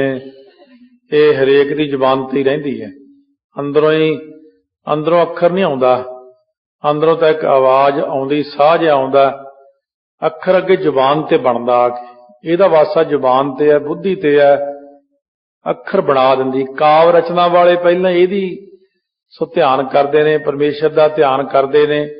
ਇਸ ਕਰਕੇ ਕਹਿੰਦੇ ਨੇ ਸ੍ਰੀ ਸਰਸਵਤੀ ਸਰਬਦਾ ਵਰਨ ਸਵੇਤ ਸੁਖ ਕੰਦ, ਜਿਹਦਾ ਰੰਗ ਚਿੱਟਾ ਹੈ ਤੇ ਦਰਸ਼ਨ ਸੁਖਾਂ ਦਾ ਮੂਲ ਹੈ ਗੁਰੂ ਕੀਰਤੀ ਵਿੱਚ। ਇੱਥੇ ਉਲਟਾ ਕੇ ਇੱਥੇ ਜਿਹੜੀ ਆਪਣੀ ਸਰਸਵਤੀ ਕਹੀ ਆ ਸੋ ਗੁਰਬਾਣੀ ਨੂੰ ਕਿਹਾ। ਤੋ ਗੁਰਬਾਣੀ ਜਿਹੜੀ ਗੁਰੂ ਕੀਰਤੀ ਜਿਹੜੀ ਹੈ, ਜਿਹਦੀਆਂ ਇਸ ਢੰਗ ਦੇ ਨਾਲ ਸੁੰਦਰ ਸੁਖ ਦੇ ਦੇਣ ਵਾਲੀਆਂ ਪੰਕਤੀਆਂ ਹਨ। ਤਰਲ ਆਂਗਰੇ ਬੇਨ ਸੋ ਬੰਦੋਂ ਦੁਆ ਕਰ ਬੰਦ। ਸੋ ਕਹਿੰਦੇ ਹਨ ਉਂਗਲੀਆਂ ਬੀਣਾ ਵਜਾਉਣ ਵਿੱਚ ਚੰਚਲ ਹੋ ਰਹੀਆਂ ਨੇ। ਉਸ ਸ੍ਰੀ ਸਾਰਦਾ ਨੂੰ ਮੈਂ ਦੋਵੇਂ ਹੱਥ ਜੋੜ ਕੇ ਨਮਸਕਾਰ ਕਰਦਾ। ਇਉਂ ਕਹਿੰਦੇ ਨੇ ਕਵੀ ਜਨ ਪਹਿਲਾਂ ਕਾਵ ਰਚਨਾ ਤੋਂ ਪਹਿਲਾਂ ਉਹਦਾ ਮੰਗਲ ਕਰਦੇ ਨੇ ਕਿ ਮੈਨੂੰ ਕਵਿਤਾ ਫੁਰੇ, ਮੈਨੂੰ ਪ੍ਰਾਪਤੀ ਹੋਵੇ। ਪਰ ਗੁਰਸਿੱਖਾਂ ਦੇ ਗੁਰੂ ਘਰ ਦੇ ਵਿੱਚ ਕਿਉਂਕਿ ਕਾਵ ਰਚਨਾ ਤੋਂ ਪਹਿਲਾਂ ਪ੍ਰਿਥਮ ਭਗਉਤੀ ਸਿਮਰ ਕੈ ਗੁਰੂ ਨਾਨਕ ਲਈ ਧਿਆਏ, ਇਹ ਗੁਰਾਂ ਨੂੰ ਧਿਆਉਣਾ। ਗੁਰੂ ਘਰ ਦੇ ਵਿੱਚ ਅਕਾਲ ਪੁਰਖ ਨੂੰ, ਇੱਕ ਓੰਕਾਰ ਨੂੰ ਧਿਆਉਣਾ। ਮਹਾਰਾਜ ਨੇ ਕਿਹਾ ਗੁਰ ਈਸਰ ਗੁਰ ਗੋਰਖ ਬ੍ਰਹਮਾ ਗੁਰ ਪਾਰਬਤੀ ਮਾਈ। ਸਾਡਾ ਸਾਰਾ ਕੁਝ ਗੁਰੂ ਹੀ ਹੈ। ਸਤਿਗੁਰੂ ਜਿੱਥੇ ਨੇ ਉੱਥੇ ਹੋਰ ਲੋੜ ਨਹੀਂ ਪੈਂਦੀ। ਜਿੱਥੇ ਸਤਿਗੁਰੂ ਨਹੀਂ ਕੋਈ ਮੰਨਦਾ ਇਹਨਾਂ ਨੂੰ, ਉੱਥੇ ਲੋੜ ਪੈਂਦੀ ਥੱਲੇ ਵਾਲਿਆਂ ਦੀ। ਤੇ ਜਦ ਆਪਣੇ ਕੋਲ ਹੈ ਹੀ ਉੱਪਰਲਾ ਇੱਕ ਓੰਕਾਰ ਹੈ, ਥੱਲੇ ਦੇਖਣ ਦੀ ਲੋੜ ਨਹੀਂ ਹੁਣ। ਕਿਉਂਕਿ ਸਤਿਗੁਰੂ ਕਹਿੰਦੇ ਜਿੱਥੇ ਮੈਂ ਹੀ ਆ ਉੱਥੇ ਤੁਹਾਨੂੰ ਹੋਰ ਕੋਈ ਆਰਾਧਨਾ ਕਰਨ ਦੀ ਲੋੜ ਨਹੀਂ ਪੈਂਦੀ, ਕਿਉਂਕਿ ਇਹ ਸ਼ਕਤੀਆਂ ਮੇਰੇ ਅਧੀਨ ਹੀ ਆ ਸਾਰੀਆਂ। ਇਸ ਕਰਕੇ ਜਿੱਥੇ ਮੂਲ ਮੰਤਰ ਹੈ, ਜਿੱਥੇ ਜਪਜੀ ਸਾਹਿਬ ਹੈ, ਉੱਥੇ ਸੁਤੇ ਸਿੱਧ ਹੈ ਸਾਰਾ ਕੁਝ। ਤਾਂ ਤੇ ਸਤਿਗੁਰੂ ਸੱਚੇ ਪਾਤਸ਼ਾਹ ਦੇ ਨਾਮ ਦਾ ਅਭਿਆਸ ਕਰੀਏ। ਨਾਮ ਦੇ ਵਿੱਚ ਸਾਰੀ ਵਿਦਿਆ ਹੈ। ਜਦੋਂ ਮੁਕੱਦਮਾ ਸੀ ਤੀਜੇ ਪਾਤਸ਼ਾਹ ਵੇਲੇ ਲਾਹੌਰ ਪੰਡਤਾਂ ਨੇ ਕੀਤਾ ਸੀ ਵੀ ਇਹਨਾਂ ਨੇ ਨਵੀਂ ਬੌਲੀ ਸਾਹਿਬ ਰਚੀ ਹੈ, ਇਹ ਨਵਾਂ ਇਹ ਬਾਣੀ ਰਚੀ ਹੈ ਨਵੀਂ, ਇਹਨਾਂ ਨੂੰ ਕੀ ਲੋੜ ਹੈ ਰਚਣ ਦੀ, ਜਦੋਂ ਕਿ ਵੇਦ ਬਾਣੀ ਹੈ, ਜਦੋਂ ਕਿ ਸਾਡੇ ਕੋਲ ਸਾਰਾ 68 ਤੀਰਥ ਪਹਿਲਾਂ ਮੌਜੂਦ ਨੇ। ਜਦੋਂ ਉੱਥੇ ਫਿਰ ਤੀਜੇ ਪਾਤਸ਼ਾਹ ਕਹਿਣ ਲੱਗੇ ਚੌਥੇ ਪਾਤਸ਼ਾਹ ਨੂੰ ਕਿ ਤੁਸੀਂ ਜਾਓ, ਉੱਥੇ ਉਹ ਤਰੀਕ ਦੇ ਉੱਤੇ ਜਾਣਾ ਸੀ। ਚੌਥੇ ਪਾਤਸ਼ਾਹ ਗਏ ਜਦ ਕਹਿੰਦੇ ਮਹਾਰਾਜ ਮੈਂ ਇਹ ਵੇਦ ਸ਼ਾਸਤਰ ਸਿਮਰਤੀਆਂ ਦਾ ਗਿਆਨ ਮੈਨੂੰ ਤਾਂ ਹੈ ਨਹੀਂ, ਨਿਮਰਤਾ ਜਣਾਈ ਆਪਣੀ। ਕਹਿਣ ਲੱਗੇ ਹਾਂ ਮੂਲ ਮੰਤਰ ਦੇ 5 ਪਾਠ ਕਰ ਲਿਓ, ਜਦ ਖੜੋਗੇ ਨਾ ਉੱਥੇ ਖੱਬੇ ਪਾਸੇ ਦੇਖਿਓ ਸਾਰੀਆਂ ਇਹ ਸਿਮਰਤੀਆਂ ਵੇਦ ਪੁਰਾਣ ਸਭ ਖੜੇ ਹੋਣਗੇ, ਜੋ ਮਰਜ਼ੀ ਜਵਾਬ ਦੇ ਸਕਦੇ ਹੋ ਤੁਸੀਂ, ਸਮਰੱਥਾ ਆ ਜੂਗੀ ਤੁਹਾਡੇ 'ਚ। ਤੋ ਇਤਿਹਾਸਕ ਪੱਖ ਤੋਂ ਮੂਲ ਮੰਤਰ ਵਿੱਚ ਸਭ ਕੁਝ ਹੈ, ਕਿਤੇ ਭੜਕਣ ਦੀ ਲੋੜ ਨਹੀਂ, ਜਾਣ ਦੀ ਲੋੜ ਨਹੀਂ, ਕਿਉਂਕਿ ਜਿਹੜਾ ਮੂਲ ਹੈ ਮੰਤਰ ਹੈ ਸਾਰਿਆਂ ਦਾ ਮੂਲ ਰੂਪ ਹੈ, ਮੂਲ ਤੋਂ ਥੱਲੇ ਹੀ ਹੈ ਬਾਕੀ ਸਾਰਾ ਕੁਝ। ਇਸ ਕਰਕੇ ਜੋ ਕੁਝ ਮੂਲ ਨੇ ਬਣਾਇਆ ਸਾਡਾ ਸਾਹਮਣੇ ਹੀ ਦਿਖਦਾ। ਮੂਲ ਨਾਲ ਜਿਹੜਾ ਜੁੜਿਆ ਹੈ, ਮਹਾਰਾਜ ਕਹਿੰਦੇ ਨੇ ਡਾਲੀ ਲਾਗੇ ਤੇ ਨਹੀਂ ਜਨਮ ਗਵਾਇਆ। ਜਿਹੜੇ ਡਾਣੀਆਂ ਨੂੰ ਜੁੜੇ ਨੇ, ਪੱਤਿਆਂ ਨੂੰ ਜੁੜੇ ਨੇ, ਉਹ ਤਾਂ ਜਨਮ ਗਵਾ ਲਿਆ, ਜਿਹੜੇ ਮੂਲ ਨੂੰ ਜੁੜੇ ਨੇ ਉਹ ਸਭ ਕੁਝ ਪਾ ਲਿਆ। ਇਸ ਕਰਕੇ ਮੂਲ ਮੰਤਰ ਦਿੱਤਾ ਗੁਰਾਂ ਨੇ, ਗੁਰਬਾਣੀ ਬਖਸ਼ਿਸ਼ ਕੀਤੀ ਗੁਰਾਂ ਨੇ। ਜਿਸ ਦੇ ਕੋਲ ਇਹ ਅਭਿਆਸ ਹੈ ਉੱਥੇ ਤਾਂ ਇਹ ਸਾਰੀਆਂ ਸ਼ਕਤੀਆਂ ਉਹੀ ਖੜ ਜਾਂਦੀਆਂ ਨੇ ਆ ਕੇ। ਇਸ ਕਰਕੇ ਇਹ ਬੜੀ ਵੱਡੀ ਇੱਕ ਚੀਜ਼ ਹੈ। ਤਾਂ ਤੇ ਸਤਿਗੁਰੂ ਨੇ ਆਪਾਂ ਨੂੰ ਜੋ ਦਿੱਤੀ ਗੁਰਬਾਣੀ। ਸ੍ਰੀ ਬਾਲਾ ਸੰਦਰਬਾਚ ਚੌਪਈ ਕਾਲੂ ਬਹਰੋ ਕੀਨ ਵਿਚਾਰਾ। ਬਾਬਾ ਕਲਿਆਣ ਚੰਦ ਜੀ ਨੇ ਫੇਰ ਵਿਚਾਰ ਕੀਤੀ ਇਸ ਤਰ੍ਹਾਂ, ਜਗ ਪਵੀਤ ਦੇਨ ਹਿਤ ਧਾਰਾ। ਜਗਿਓ ਪਵੀਤ ਹੁੰਦਾ ਜੰਨੂ, ਕਿਉਂਕਿ ਉਸ ਤਰ੍ਹਾਂ ਦੀ ਰੀਤੀ ਉਦੋਂ ਚੱਲਦੀ ਸੀ ਗੁਰੂ ਨਾਨਕ ਦੇਵ ਮਹਾਰਾਜ ਨੂੰ ਵੀ ਹੁਣ ਅਸੀਂ ਜਿਹੜਾ ਹੈ ਇਹ ਜੰਨੂ ਪਹਿਨਾਉਣਾ ਕਰੀਏ। ਪ੍ਰੋਹਤ ਜੋਤਿ ਕੋ ਹਰਦਿਆਲਾ। ਉਸ ਵਕਤ ਜੋ ਪ੍ਰੋਹਤ ਸੀ ਨਾ ਹਰਦਿਆਲ, ਉਸ ਨੂੰ ਫੇਰ ਬੁਲਾਉਣਾ ਕੀਤਾ। ਸੋ ਬੁਲਾਏ ਲੀਨੋ ਤਤਕਾਲਾ। ਤਤਕਾਲ ਹੀ ਪ੍ਰੋਹਤ ਨੂੰ ਬੁਲਾਇਆ ਹੈ। ਅਰੇ ਅਭਿਲਾਖਾ ਸਕਲ ਸੁਨਾਈ। ਆਪਣੇ ਮਨ ਦੀ ਜਿਹੜੀ ਅਭਿਲਾਖਾ ਸੀ, ਇੱਛਾ ਸੀ, ਉਹ ਸਾਰੀ ਸੁਣਾ ਦਿੱਤੀ ਹੈ। ਛਤਰੇ ਰੀਤ ਕਰਾਂ ਦਿਜਰਾਈ। ਸੋ ਕਹਿਣ ਲੱਗੇ ਪੰਡਿਤ ਜੀ ਜਿਹੜੀ ਛਤਰੀਆਂ ਦੀ ਰੀਤੀ ਹੈ ਆਪਾਂ ਉਹ ਕਰ ਲਈਏ ਹੁਣ। ਸੁਨ ਕਰ ਵਾਚ ਅਸ ਦਿਜ ਹਰਦਿਆਲੂ। ਹਰਦਿਆਲ ਪ੍ਰੋਹਤ ਸੁਣ ਕਰਕੇ ਐਸੇ ਬਚਨਾ ਤਾਈ ਕਹਿਓ ਸੌਜ ਸਭ ਆਨ ਵਿਸਾਲੂ। ਕਹਿਣ ਲੱਗਿਆ ਜਿਹੜੀ ਸੀ ਨਾ ਸੌਜ ਸਮੱਗਰੀ ਸਾਰੀ ਮੰਗਾ ਲਓ, ਆਪਾਂ ਨੇ ਹੁਣ ਯਗੋਪਵੀਤ ਰਚਨਾ ਇਹ ਸਾਰੀ ਕਰਨੀ ਹੈ। ਰਿਸ਼ਤੇਦਾਰੀਆਂ ਨੂੰ ਬੁਲਾਉਂਦੇ ਹੁੰਦੇ ਨੇ, ਬੜਾ ਇਕੱਠ ਕਰਦੇ ਹਨ। ਸੋ ਬਾਸਰ ਸੋ ਦੀਨ ਬਤਾਈ। ਸੋ ਦਿਨ ਵੀ ਦੱਸ ਦਿੱਤਾ ਕਿ ਫਲਾਨਾ ਦਿਨ ਹੈ, ਉਸ ਦਿਨ ਆਪਾਂ ਨੇ ਸਾਰਿਆਂ ਨੂੰ ਸੱਦ ਕੇ ਕਾਰਜ ਕਰਨਾ ਹੈ। ਕਰ ਆਰੰਭ ਜਾਂ ਅਧਿਕ ਵਡਾਈ। ਆਰੰਭ ਕੀਤਾ ਜੀ ਨਾਲ ਬਹੁਤੀ ਜ਼ਿਆਦਾ ਵਡਿਆਈ ਹੋਵੇ, ਕਿਉਂਕਿ ਛੋਟੇ ਮੋਟੇ ਦਾ ਪੁੱਤਰ ਨਹੀਂ ਹੈ। ਬਾਬਾ ਕਲਿਆਣ ਚੰਦ ਦੀ ਸਾਰੇ ਇਲਾਕੇ 'ਚ ਬਹੁਤ ਬਣਦੀ ਸੀ। ਦਿਜਬਰ ਤੇ ਸੁਨ ਕਰ ਤਬ ਕਾਲੂ। ਉਸ ਵਕਤ ਉਹ ਜੋ ਸ੍ਰੇਸ਼ਟ ਬ੍ਰਾਹਮਣ ਸੀ ਉਹਦੇ ਤੋਂ ਸੁਣ ਕਰਕੇ ਬਾਬਾ ਕਲਿਆਣ ਚੰਦ ਜੀ ਨੇ ਸਭ ਸੰਭਾਰਣ ਆਨ ਉਤਾਲੂ। ਸਾਰੀ ਸਮਗਰੀ ਛੇਤੀ ਦੇ ਨਾਲ ਲਿਆਂਦੀ ਹੈ। ਭੋਜਨ ਹੇਤ ਅੰਨ ਇਕਠਾਈ। ਜੋ ਕਰਨਾ ਸੀ ਬ੍ਰਹਮ ਭੋਜ, ਉਹਦੇ ਲਈ ਇੱਕ ਸਾਰੇ ਅੰਨ ਨੂੰ ਇਕੱਠਾ ਕੀਤਾ। ਪਦਾਰਥ, ਦਾਲਾਂ, ਸਬਜ਼ੀਆਂ, ਘਿਓ ਆਦਿਕ, ਚੌਲ ਸਭ ਦੱਸਣਗੇ। ਆਮਿਕ ਕਾਰਨ ਸ਼ਾਂਗ ਮੰਗਾਈ। ਉਹਨਾਂ ਸਮਿਆਂ ਦੇ ਵਿੱਚ ਫਿਰ ਆਮਿਕ ਮਾਸ ਲਈ ਇਹਨਾਂ ਨੇ ਸ਼ਾਂਗ ਤੋਂ ਭਾਵ ਬੱਕਰਾ ਮੰਗਵਾਇਆ। ਇਹ ਫਿਰ ਗੁਰੂ ਨਾਨਕ ਸਾਹਿਬ ਠੀਕ ਕਰਨਗੇ, ਪਹਿਲਾਂ ਸੁਣਨ ਨੂੰ ਅਟਪਟਾ ਲੱਗਦਾ ਹੈ। ਜੋ ਛਤਰੀ ਕਾਲੂ ਕੇ ਗਿਆਤੀ। ਸੋ ਜਿਹੜੇ ਛਤਰੀ ਸੀਗੇ ਨਾ ਕਾਲੂ ਦੇ, ਬਾਬਾ ਕਲਿਆਣ ਚੰਦ ਦੇ ਗਿਆਤੀ ਤੋਂ ਭਾਵ ਸੰਬੰਧੀ, ਸਵਨ ਅਮੰਤੂ ਦੀਨੋ ਖਿਆਤੀ। ਸਾਰਿਆਂ ਨੂੰ ਪ੍ਰਗਟ ਹੀ ਅਮੰਤੂ ਤੋਂ ਭਾਵ ਨਿਉਂਦਰਾ ਦਿੱਤਾ ਬਈ ਸਾਡੇ ਫਲਾਨੇ ਦਿਨ ਭਾਈ ਬੱਚੇ ਨੂੰ ਜੰਨੂ ਪਹਿਨਾਉਣਾ ਹੈ। ਸੋ ਜੰਨੂ ਤਾਂ ਇੱਕ ਧਰਮ ਰੀਤੀ ਸੀਗੀ, ਪਰ ਇਹਦੇ ਵਿੱਚ ਪਾਪ ਲੋਕ ਕਰਦੇ ਸਨ ਬੜਾ।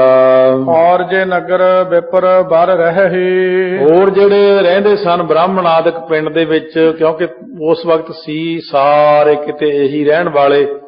ਸੋ ਜੋ ਉਹਨਾਂ ਦੀ ਉਸ ਸਮੇਂ ਦੀ ਮਰਿਆਦਾ ਸੀ, ਜੋ ਸੀ, ਸੋ ਉਸ ਨੂੰ ਹੀ ਸਾਰੇ ਲੋਕ ਮੰਨਦੇ ਸਨ। ਛਤਰੀ ਹੋਣ ਕਰਕੇ ਚੀਜ਼ਾਂ ਉਹ ਲੋਕ ਖਾ ਲੈਂਦੇ ਸਨ। ਵੇਦਨ ਵਿਦ ਕੇ ਬੇਤਾ ਅਹੀ, ਵੇਦਾਂ ਦੀ ਵਿਧੀ ਦੇ ਬੇਤਾ ਸਨ ਸਾਰੇ। ਦਇਓ ਅਮੰਤੂ ਸਭਨ ਪੁਕਾਰੀ, ਸਾਰਿਆਂ ਨੂੰ ਨਿਮੰਤਰਣ ਦਿੱਤਾ। ਉਸ ਵਕਤ ਪੁਕਾਰ ਕਰਕੇ ਘਰ ਘਰ ਬੰਦੇ ਭੇਜੇ ਹਨ। ਆਏ ਕਾਲੂ ਧਾਮ ਮਝਾਰੀ, ਆਏ ਇਕੱਠੇ ਹੋ ਕੇ ਉਸ ਦੱਸੇ ਹੋਏ ਦਿਨ ਤੇ ਸਾਰੇ ਜਣੇ ਬਾਬਾ ਕਲਿਆਣ ਚੰਦ ਦੇ ਘਰ ਆ ਗਏ। ਗੋਮਨ ਸੋਲੇਪਨ ਸ਼ਿਤ ਕਰਕੇ, ਉਹਨਾਂ ਦਿਨਾਂ ਵਿੱਚ ਕੱਚੇ ਹੁੰਦੇ ਸੀਗੇ ਸਾਰੇ, ਮਿੱਟੀ ਦਾ ਲੇਪ ਹੁੰਦਾ ਵਿੱਚ, ਗਊ ਦਾ ਗੋਬਰ ਪਾ ਕੇ ਲੇਪ ਕਰਦੇ, ਕਹਿੰਦੇ ਪਵਿੱਤਰ ਚੀਜ਼ ਹੁੰਦੀ ਹੈ। ਪੂਰਿਓ ਚੌਂਕ ਹਰਖੇ ਔਰ ਧਰ ਕੇ, ਸੋ ਸਾਰਾ ਚੌਂਕਾ ਵੀ ਲਿਪਿਆ ਅੱਛੀ ਤਰ੍ਹਾਂ, ਮਨ ਦੇ ਅੰਦਰ ਖੁਸ਼ੀ ਧਾਰ ਕੇ। ਸ੍ਰੀ ਨਾਨਕ ਜੀ ਪੁਨ ਬਲਵਾਏ, ਫਿਰ ਗੁਰੂ ਨਾਨਕ ਦੇਵ ਜੀ ਨੂੰ ਬੁਲਵਾਇਆ ਗਿਆ ਉੱਥੇ। ਦੇ ਜਵਾਜ ਕੇ ਵਿੱਚ ਬਿਸਾਏ, ਸਾਰੇ ਬ੍ਰਾਹਮਣਾਂ ਖੱਤਰੀਆਂ ਦੇ ਵਿੱਚ ਲਿਆ ਕਰਕੇ ਮਹਾਰਾਜ ਨੂੰ ਚੌਂਕੀ ਤੇ ਬਿਠਾ ਦਿੱਤਾ। ਜੋ ਉਡਗਨ ਕੀ ਸਭਾ ਮਝਾਰਾ, ਜਿਉਂ ਤਾਰਿਆਂ ਦੀ ਸਭਾ ਦੇ ਵਿੱਚ, ਜਾਵਹਿ ਪੂਰਨ ਅੰਦ ਉਦਾਰਾ। ਜਿਸ ਤਰ੍ਹਾਂ ਪੂਰਾ ਚੰਦਰਮਾ ਪ੍ਰਕਾਸ਼ਮਾਨ ਹੁੰਦਾ, ਗੁਰੂ ਨਾਨਕ ਦੇਵ ਜੀ ਚੰਦਰਮਾ ਵਾਂਗੂ ਸਜੇ ਹੋਏ ਨੇ ਸਾਰੇ ਪਾਸੇ। ਇਹ ਸਭ ਕੋਈ ਤਾਰਿਆਂ ਵਾਂਗੂ ਲੱਗਦੇ ਨੇ।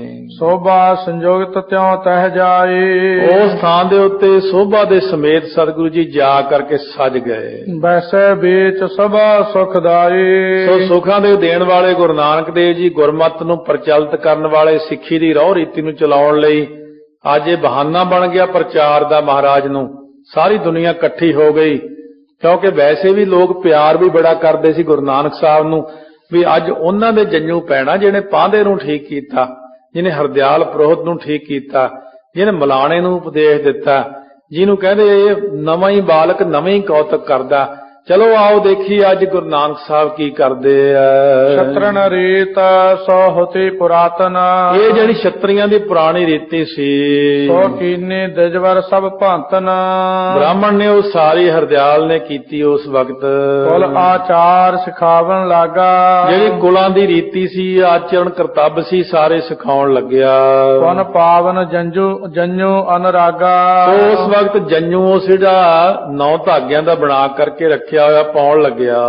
ਜਗਤ ਵਿਮੋਚਨ ਲੋਚਨ ਚਾਰੂ, ਜਿਨ੍ਹਾਂ ਦੇ ਬੜੇ ਸੁੰਦਰ ਨੇਤਰ, ਜਗਤ ਦੇ ਦੁੱਖਾਂ ਨੂੰ ਦੂਰ ਕਰਨ ਵਾਲੇ ਸੋਹਣੇ ਗੁਰੂ ਨਾਨਕ ਦੇ ਸੋਹਣੇ ਨੇਤਰ। ਚਿਤਵਨ ਕੀਨੀ ਮੋਖ ਉਦਾਰੂ, ਸੋ ਤੱਕਣਾ ਕੀਤੀ ਕਿ ਹੁਣ ਸਮਾਂ ਹੈ ਉਪਦੇਸ਼ ਦਾ, ਇਹਨਾਂ ਨੂੰ ਹੁਣ ਕਲਿਆਣ ਦੇ ਦਈਏ। ਬੂਝਤ ਭੇਦ ਜਮੋਹਿ ਸੁਨਾਵਾ, ਭਾਈ ਰੁਕ ਜਾ, ਪਹਿਲਾਂ ਮੈਨੂੰ ਦੱਸ ਇਹ ਕੀ ਕਰ ਰਿਹਾ ਤੂੰ, ਕੀ ਮੇਰੇ ਗਲੇ 'ਚ ਪਾ ਰਿਹਾ, ਕਾਹਦੇ ਲਈ ਹੁੰਦਾ ਇਹ? ਇਉਂ ਮਹਾਰਾਜ ਨੇ ਪੁੱਛਿਆ।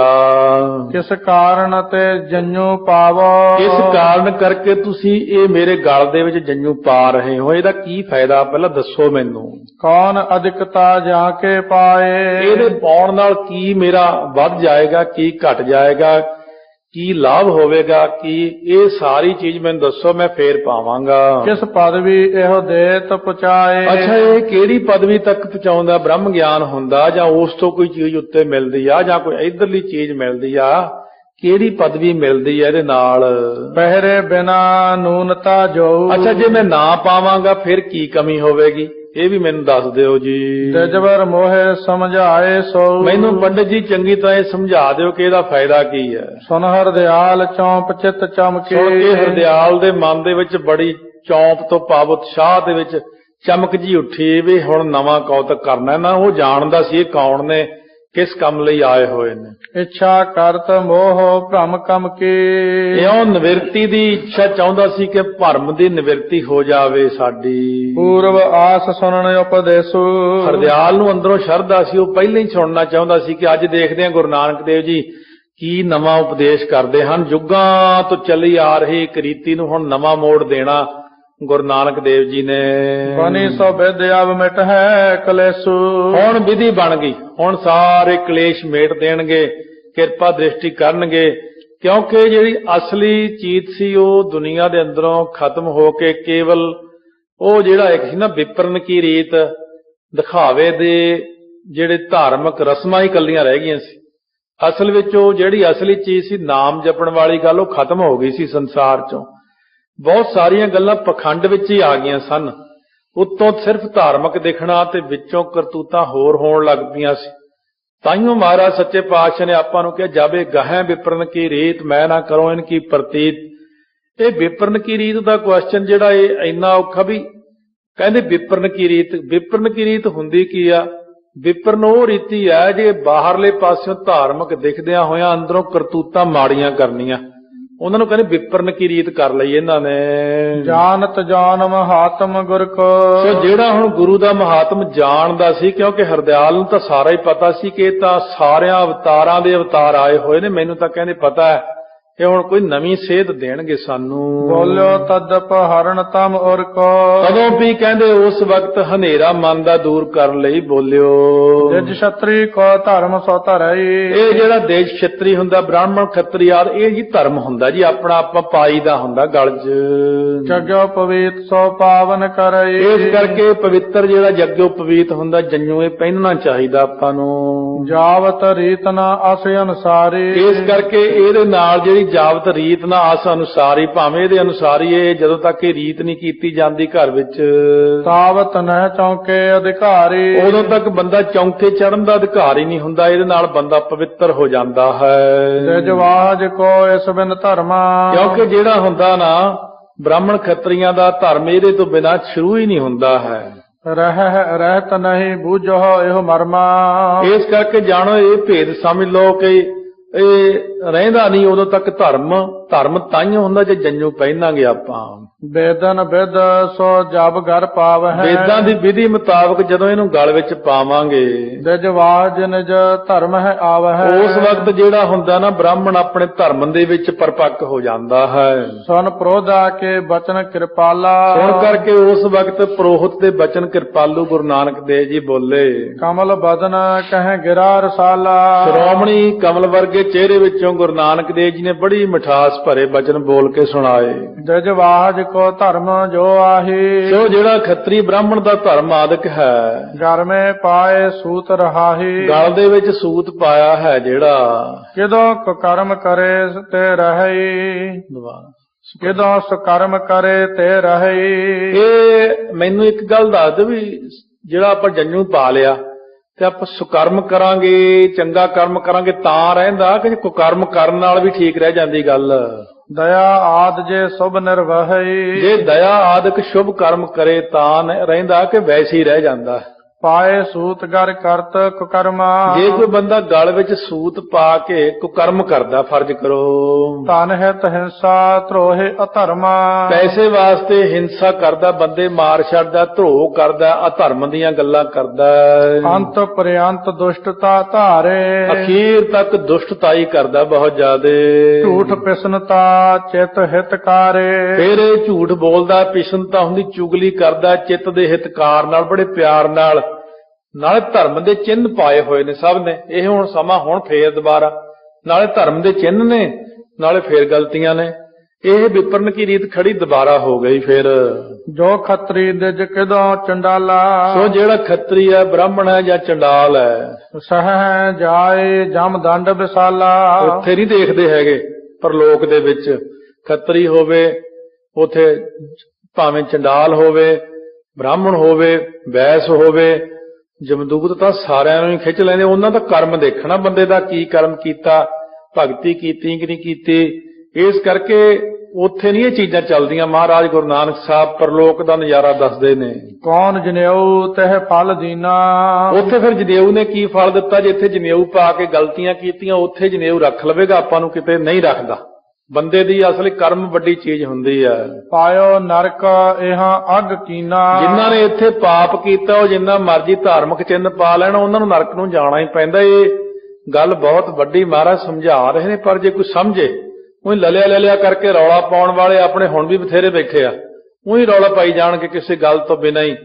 ਜਿਹੜੇ ਤਾਂ ਬ੍ਰਹਮ ਗਿਆਨੀ ਨੇ ਜਾਂ ਗਿਆਨਵਾਨ ਪੁਰਸ਼ ਨੇ, ਉਹਨਾਂ ਨੂੰ ਕਹਿੰਦੇ ਤੁਹਾਨੂੰ ਤਾਂ ਪਤਾ ਹੀ ਕੱਖ ਨਹੀਂ, ਤੁਹਾਨੂੰ ਨਹੀਂ ਪਤਾ ਹੈਗਾ, ਸਾਨੂੰ ਪਤਾ। ਕਿਉਂ? ਆਪਣੀ ਜੇ ਅਸੀਂ ਸਮਝਾਉਨੇ ਵੀ ਸਮਝ ਜਾਓ, ਸਮਝਦੇ ਹੀ ਨਹੀਂ। ਕਹਿੰਦੇ ਤੁਹਾਨੂੰ ਨਹੀਂ ਪਤਾ, ਸਾਨੂੰ ਪਤਾ। ਪਰ ਆਪਾਂ ਕਦ ਤੱਕ ਦੇਖਾਂਗੇ? ਫਿਰ ਸਾਰਿਆਂ ਨੂੰ ਗਾਲ ਦੇਣਗੇ ਇਸ ਤਰ੍ਹਾਂ।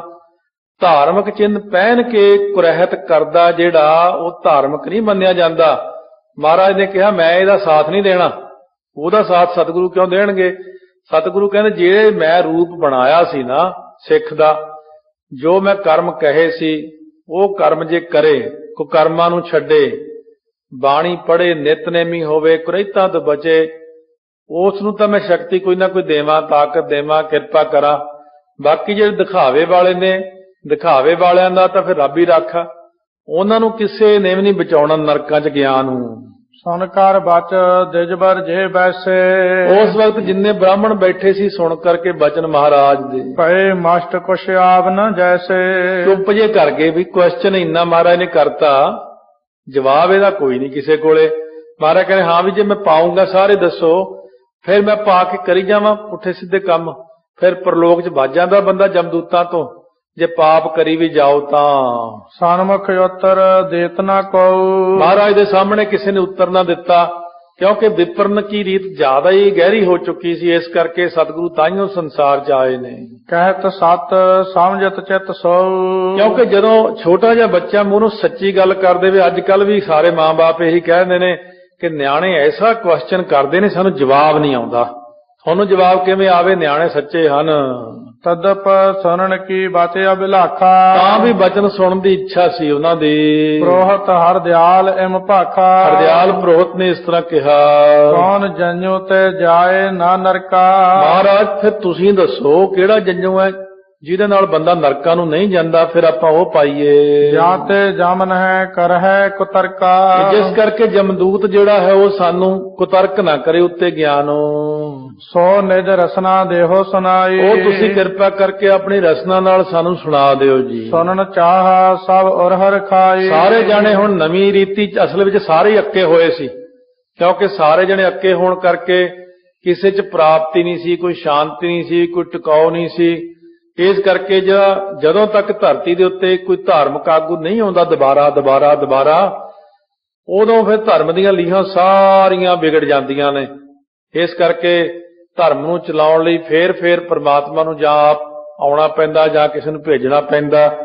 ਜਦੋਂ ਹੁਣ ਕਲਯੁਗ 'ਚ ਬਹੁਤੀ ਰੀਤੀ ਵਿਗੜ ਗਈ, ਹੁਣ ਗੁਰੂ ਨਾਨਕ ਸਾਹਿਬ ਆਪ ਆ ਕੇ ਉਪਦੇਸ਼ ਕਰਦੇ ਨੇ। ਕਮਲ ਬਦਨ ਪੁਨ ਬਚਨ ਬਖਾਨੇ, ਸ਼੍ਰੋਮਣੀ ਮੁਖ ਵਿੱਚੋਂ ਗੁਰਾਂ ਨੇ ਫਿਰ ਇਸ ਤਰ੍ਹਾਂ ਬਚਨ ਕਹੇ ਨੇ, ਜਿਸ ਜੰਜੂ ਤੇ ਜਨ ਸਨਮਾਨੇ। ਸੋ ਜਿਸ ਕਰਕੇ ਜੰਜੂ ਪਾਉਣ ਨਾਲ ਆਦਰ ਹੋਵੇ, ਉਹ ਜੰਜੂ ਅੱਜ ਪਹਿਨਾਵਾਂਗਾ ਤੁਹਾਨੂੰ। ਮਹਾਰਾਜ ਨੇ ਕਿਹਾ ਇਹ ਜੰਜੂ ਵੀ ਠੀਕ ਹੈ, ਪਰ ਮੈਂ ਇਹਦੇ ਨਾਲ ਨਾਲ ਕੁਝ ਤੁਹਾਨੂੰ ਗੁਣ ਵੀ ਦੱਸਣਾ ਚਾਹੁੰਦਾ ਹਾਂ ਕਿ ਜੰਜੂ ਕੌਣ ਪਹਿਨਦਾ, ਕਿਸ ਤਰ੍ਹਾਂ ਪਹਿਨਦਾ। ਮਹਾਰਾਜ ਨੇ ਤਾਂ ਸਾਰਿਆਂ ਨੂੰ ਕਿਹਾ ਸੱਚਾ ਬ੍ਰਾਹਮਣ ਬਣੋ, ਸੱਚਾ ਮੁਸਲਮਾਨ ਬਣੇ, ਸੱਚਾ ਬਣੇ ਜੋ ਬਣਨਾ, ਸਿੱਖ ਸੱਚਾ ਬਣੇ, ਗਲਤ ਨਾ ਬਣੇ। ਜੇ ਸਹੀ ਢੰਗ ਨਾਲ ਬਣੇ ਨਾ ਤਾਂ ਤਰਦਾ, ਜੇ ਸੱਚਾ ਨਾ ਬਣੇ, ਦਿਖਾਵੇ ਦਾ ਬਣੇ, ਦਿਖਾਵੇ ਵਿੱਚ ਰਹਿ ਕੇ ਕੋਈ ਮਨੁੱਖ ਨਹੀਂ ਤਰਦਾ। ਗਲਤੀਆਂ ਤੋਂ ਸਤਿਗੁਰੂ ਨੇ ਹੋੜਨਾ, ਕਿਉਂਕਿ ਸਤਿਗੁਰੂ 84 ਲੱਖ ਜੂਨ ਦੇ ਮਾਲਕ ਨੇ। ਸਤਿਗੁਰੂ ਹਰੇਕ ਨੂੰ ਹੀ ਉਪਦੇਸ਼ ਕਰਦੇ ਗਏ ਨੇ। ਜਗਨਨਾਥ ਦੇ ਜਿੱਥੇ ਮੰਦਿਰ ਗਏ ਉੱਥੇ ਮੱਕੇ ਵੀ ਗਏ ਨੇ ਮਹਾਰਾਜ, ਉੱਥੇ ਗਿਆ ਵੀ ਗਏ ਨੇ। ਜੈਨੀਆਂ ਨੂੰ ਵੀ ਸਤਿਗੁਰੂ ਨੇ ਸਮਝਾਇਆ, ਬੋਧੀਆਂ ਨੂੰ ਵੀ ਸਤਿਗੁਰੂ ਨੇ ਸਮਝਾਇਆ। ਥਾਂ ਥਾਂ ਜਿੱਥੇ ਜਿਹੜਾ ਮਿਲ ਗਿਆ ਉਸੇ ਨੂੰ ਗੁਰੂ ਨਾਨਕ ਸਾਹਿਬ ਨੇ ਉਪਦੇਸ਼ ਕੀਤਾ। ਇਸ ਕਰਕੇ ਗੁਰੂ ਨਾਨਕ ਸਾਹਿਬ ਦਾ ਉਪਦੇਸ਼ ਖੱਤਰੀ ਬ੍ਰਾਹਮਣ ਸੂਦ ਵੈਸ ਉਪਦੇਸ਼ ਚਹੁ ਵਰਨਾ ਕੋ ਸਾਂਝਾ ਹੈ ਮਹਾਰਾਜ ਦਾ। ਸਾਰੇ ਜੱਗ ਨੂੰ ਮਹਾਰਾਜ ਨੇ ਸਹੀ ਰਸਤਾ ਲਾਇਆ। ਗੁਰੂ ਨਾਨਕ ਸਾਹਿਬ ਲਈ ਕੋਈ ਨਹੀਂ ਹੈ ਕਿ ਉਹਨਾਂ ਦੇ ਮਨ ਦੇ ਅੰਦਰ ਕਿਸੇ ਪ੍ਰਤੀ ਨਫ਼ਰਤ ਹੋਵੇ। ਸਤਿਗੁਰੂ ਸਾਰਿਆਂ ਦੇ ਸਾਂਝੇ ਨੇ। ਸਭ ਤੋਂ ਵੱਡਾ ਸਤਿਗੁਰੂ ਨਾਨਕ ਜਿਨ ਕਲ ਰਾਖੀ ਮੇਰੀ। ਵਾਹਿਗੁਰੂ ਵਾਹਿਗੁਰੂ ਵਾਹਿਗੁਰੂ ਵਾਹਿਗੁਰੂ ਵਾਹਿਗੁਰੂ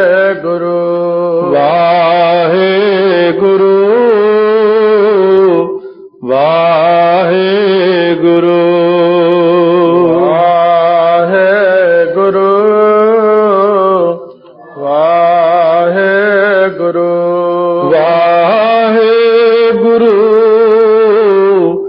ਵਾਹਿਗੁਰੂ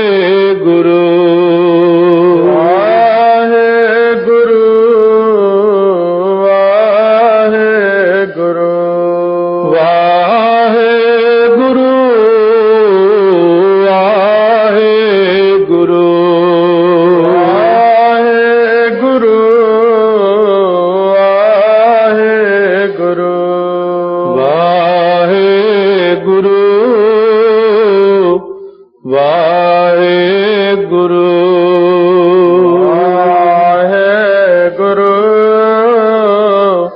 ਵਾਹਿਗੁਰੂ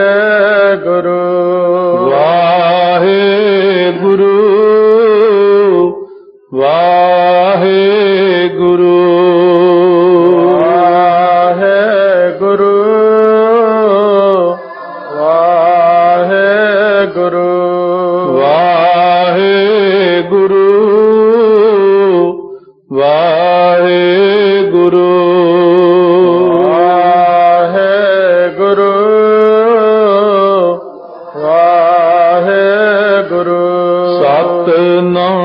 ਵਾਹਿਗੁਰੂ ਸਤਿਨਾਮ ਵਾਹਿਗੁਰੂ ਸਤਿਨਾਮ ਵਾਹਿਗੁਰੂ ਸਤਿਨਾਮ ਵਾਹਿਗੁਰੂ ਸਤਿਨਾਮ ਵਾਹਿਗੁਰੂ ਸਤਿਨਾਮ ਵਾਹਿਗੁਰੂ ਸਤਿਨਾਮ ਵਾਹਿਗੁਰੂ ਸਤਿਨਾਮ ਵਾਹਿਗੁਰੂ ਸਤਿਨਾਮ ਵਾਹਿਗੁਰੂ ਜਪ ਮਨ ਸਤਿਨਾਮ ਸਦਾ ਸਤਿਨਾਮ ਜਪ ਮਨ ਸਤਿਨਾਮ ਸਦਾ ਸਤਿਨਾਮ ਜਪ ਮਨ ਸਤਿਨਾਮ ਸਦਾ ਸਤਿਨਾਮ ਜਪ ਮਨ ਸਤਿਨਾਮ ਸਦਾ ਸਤਿਨਾਮ ਸਤਿਨਾਮ ਵਾਹਿਗੁਰੂ ਸਤਿਨਾਮ ਵਾਹਿਗੁਰੂ ਸਤਿਨਾਮ ਵਾਹਿਗੁਰੂ ਸਤਿਨਾਮ ਵਾਹਿਗੁਰੂ ਵਾਹਿਗੁਰੂ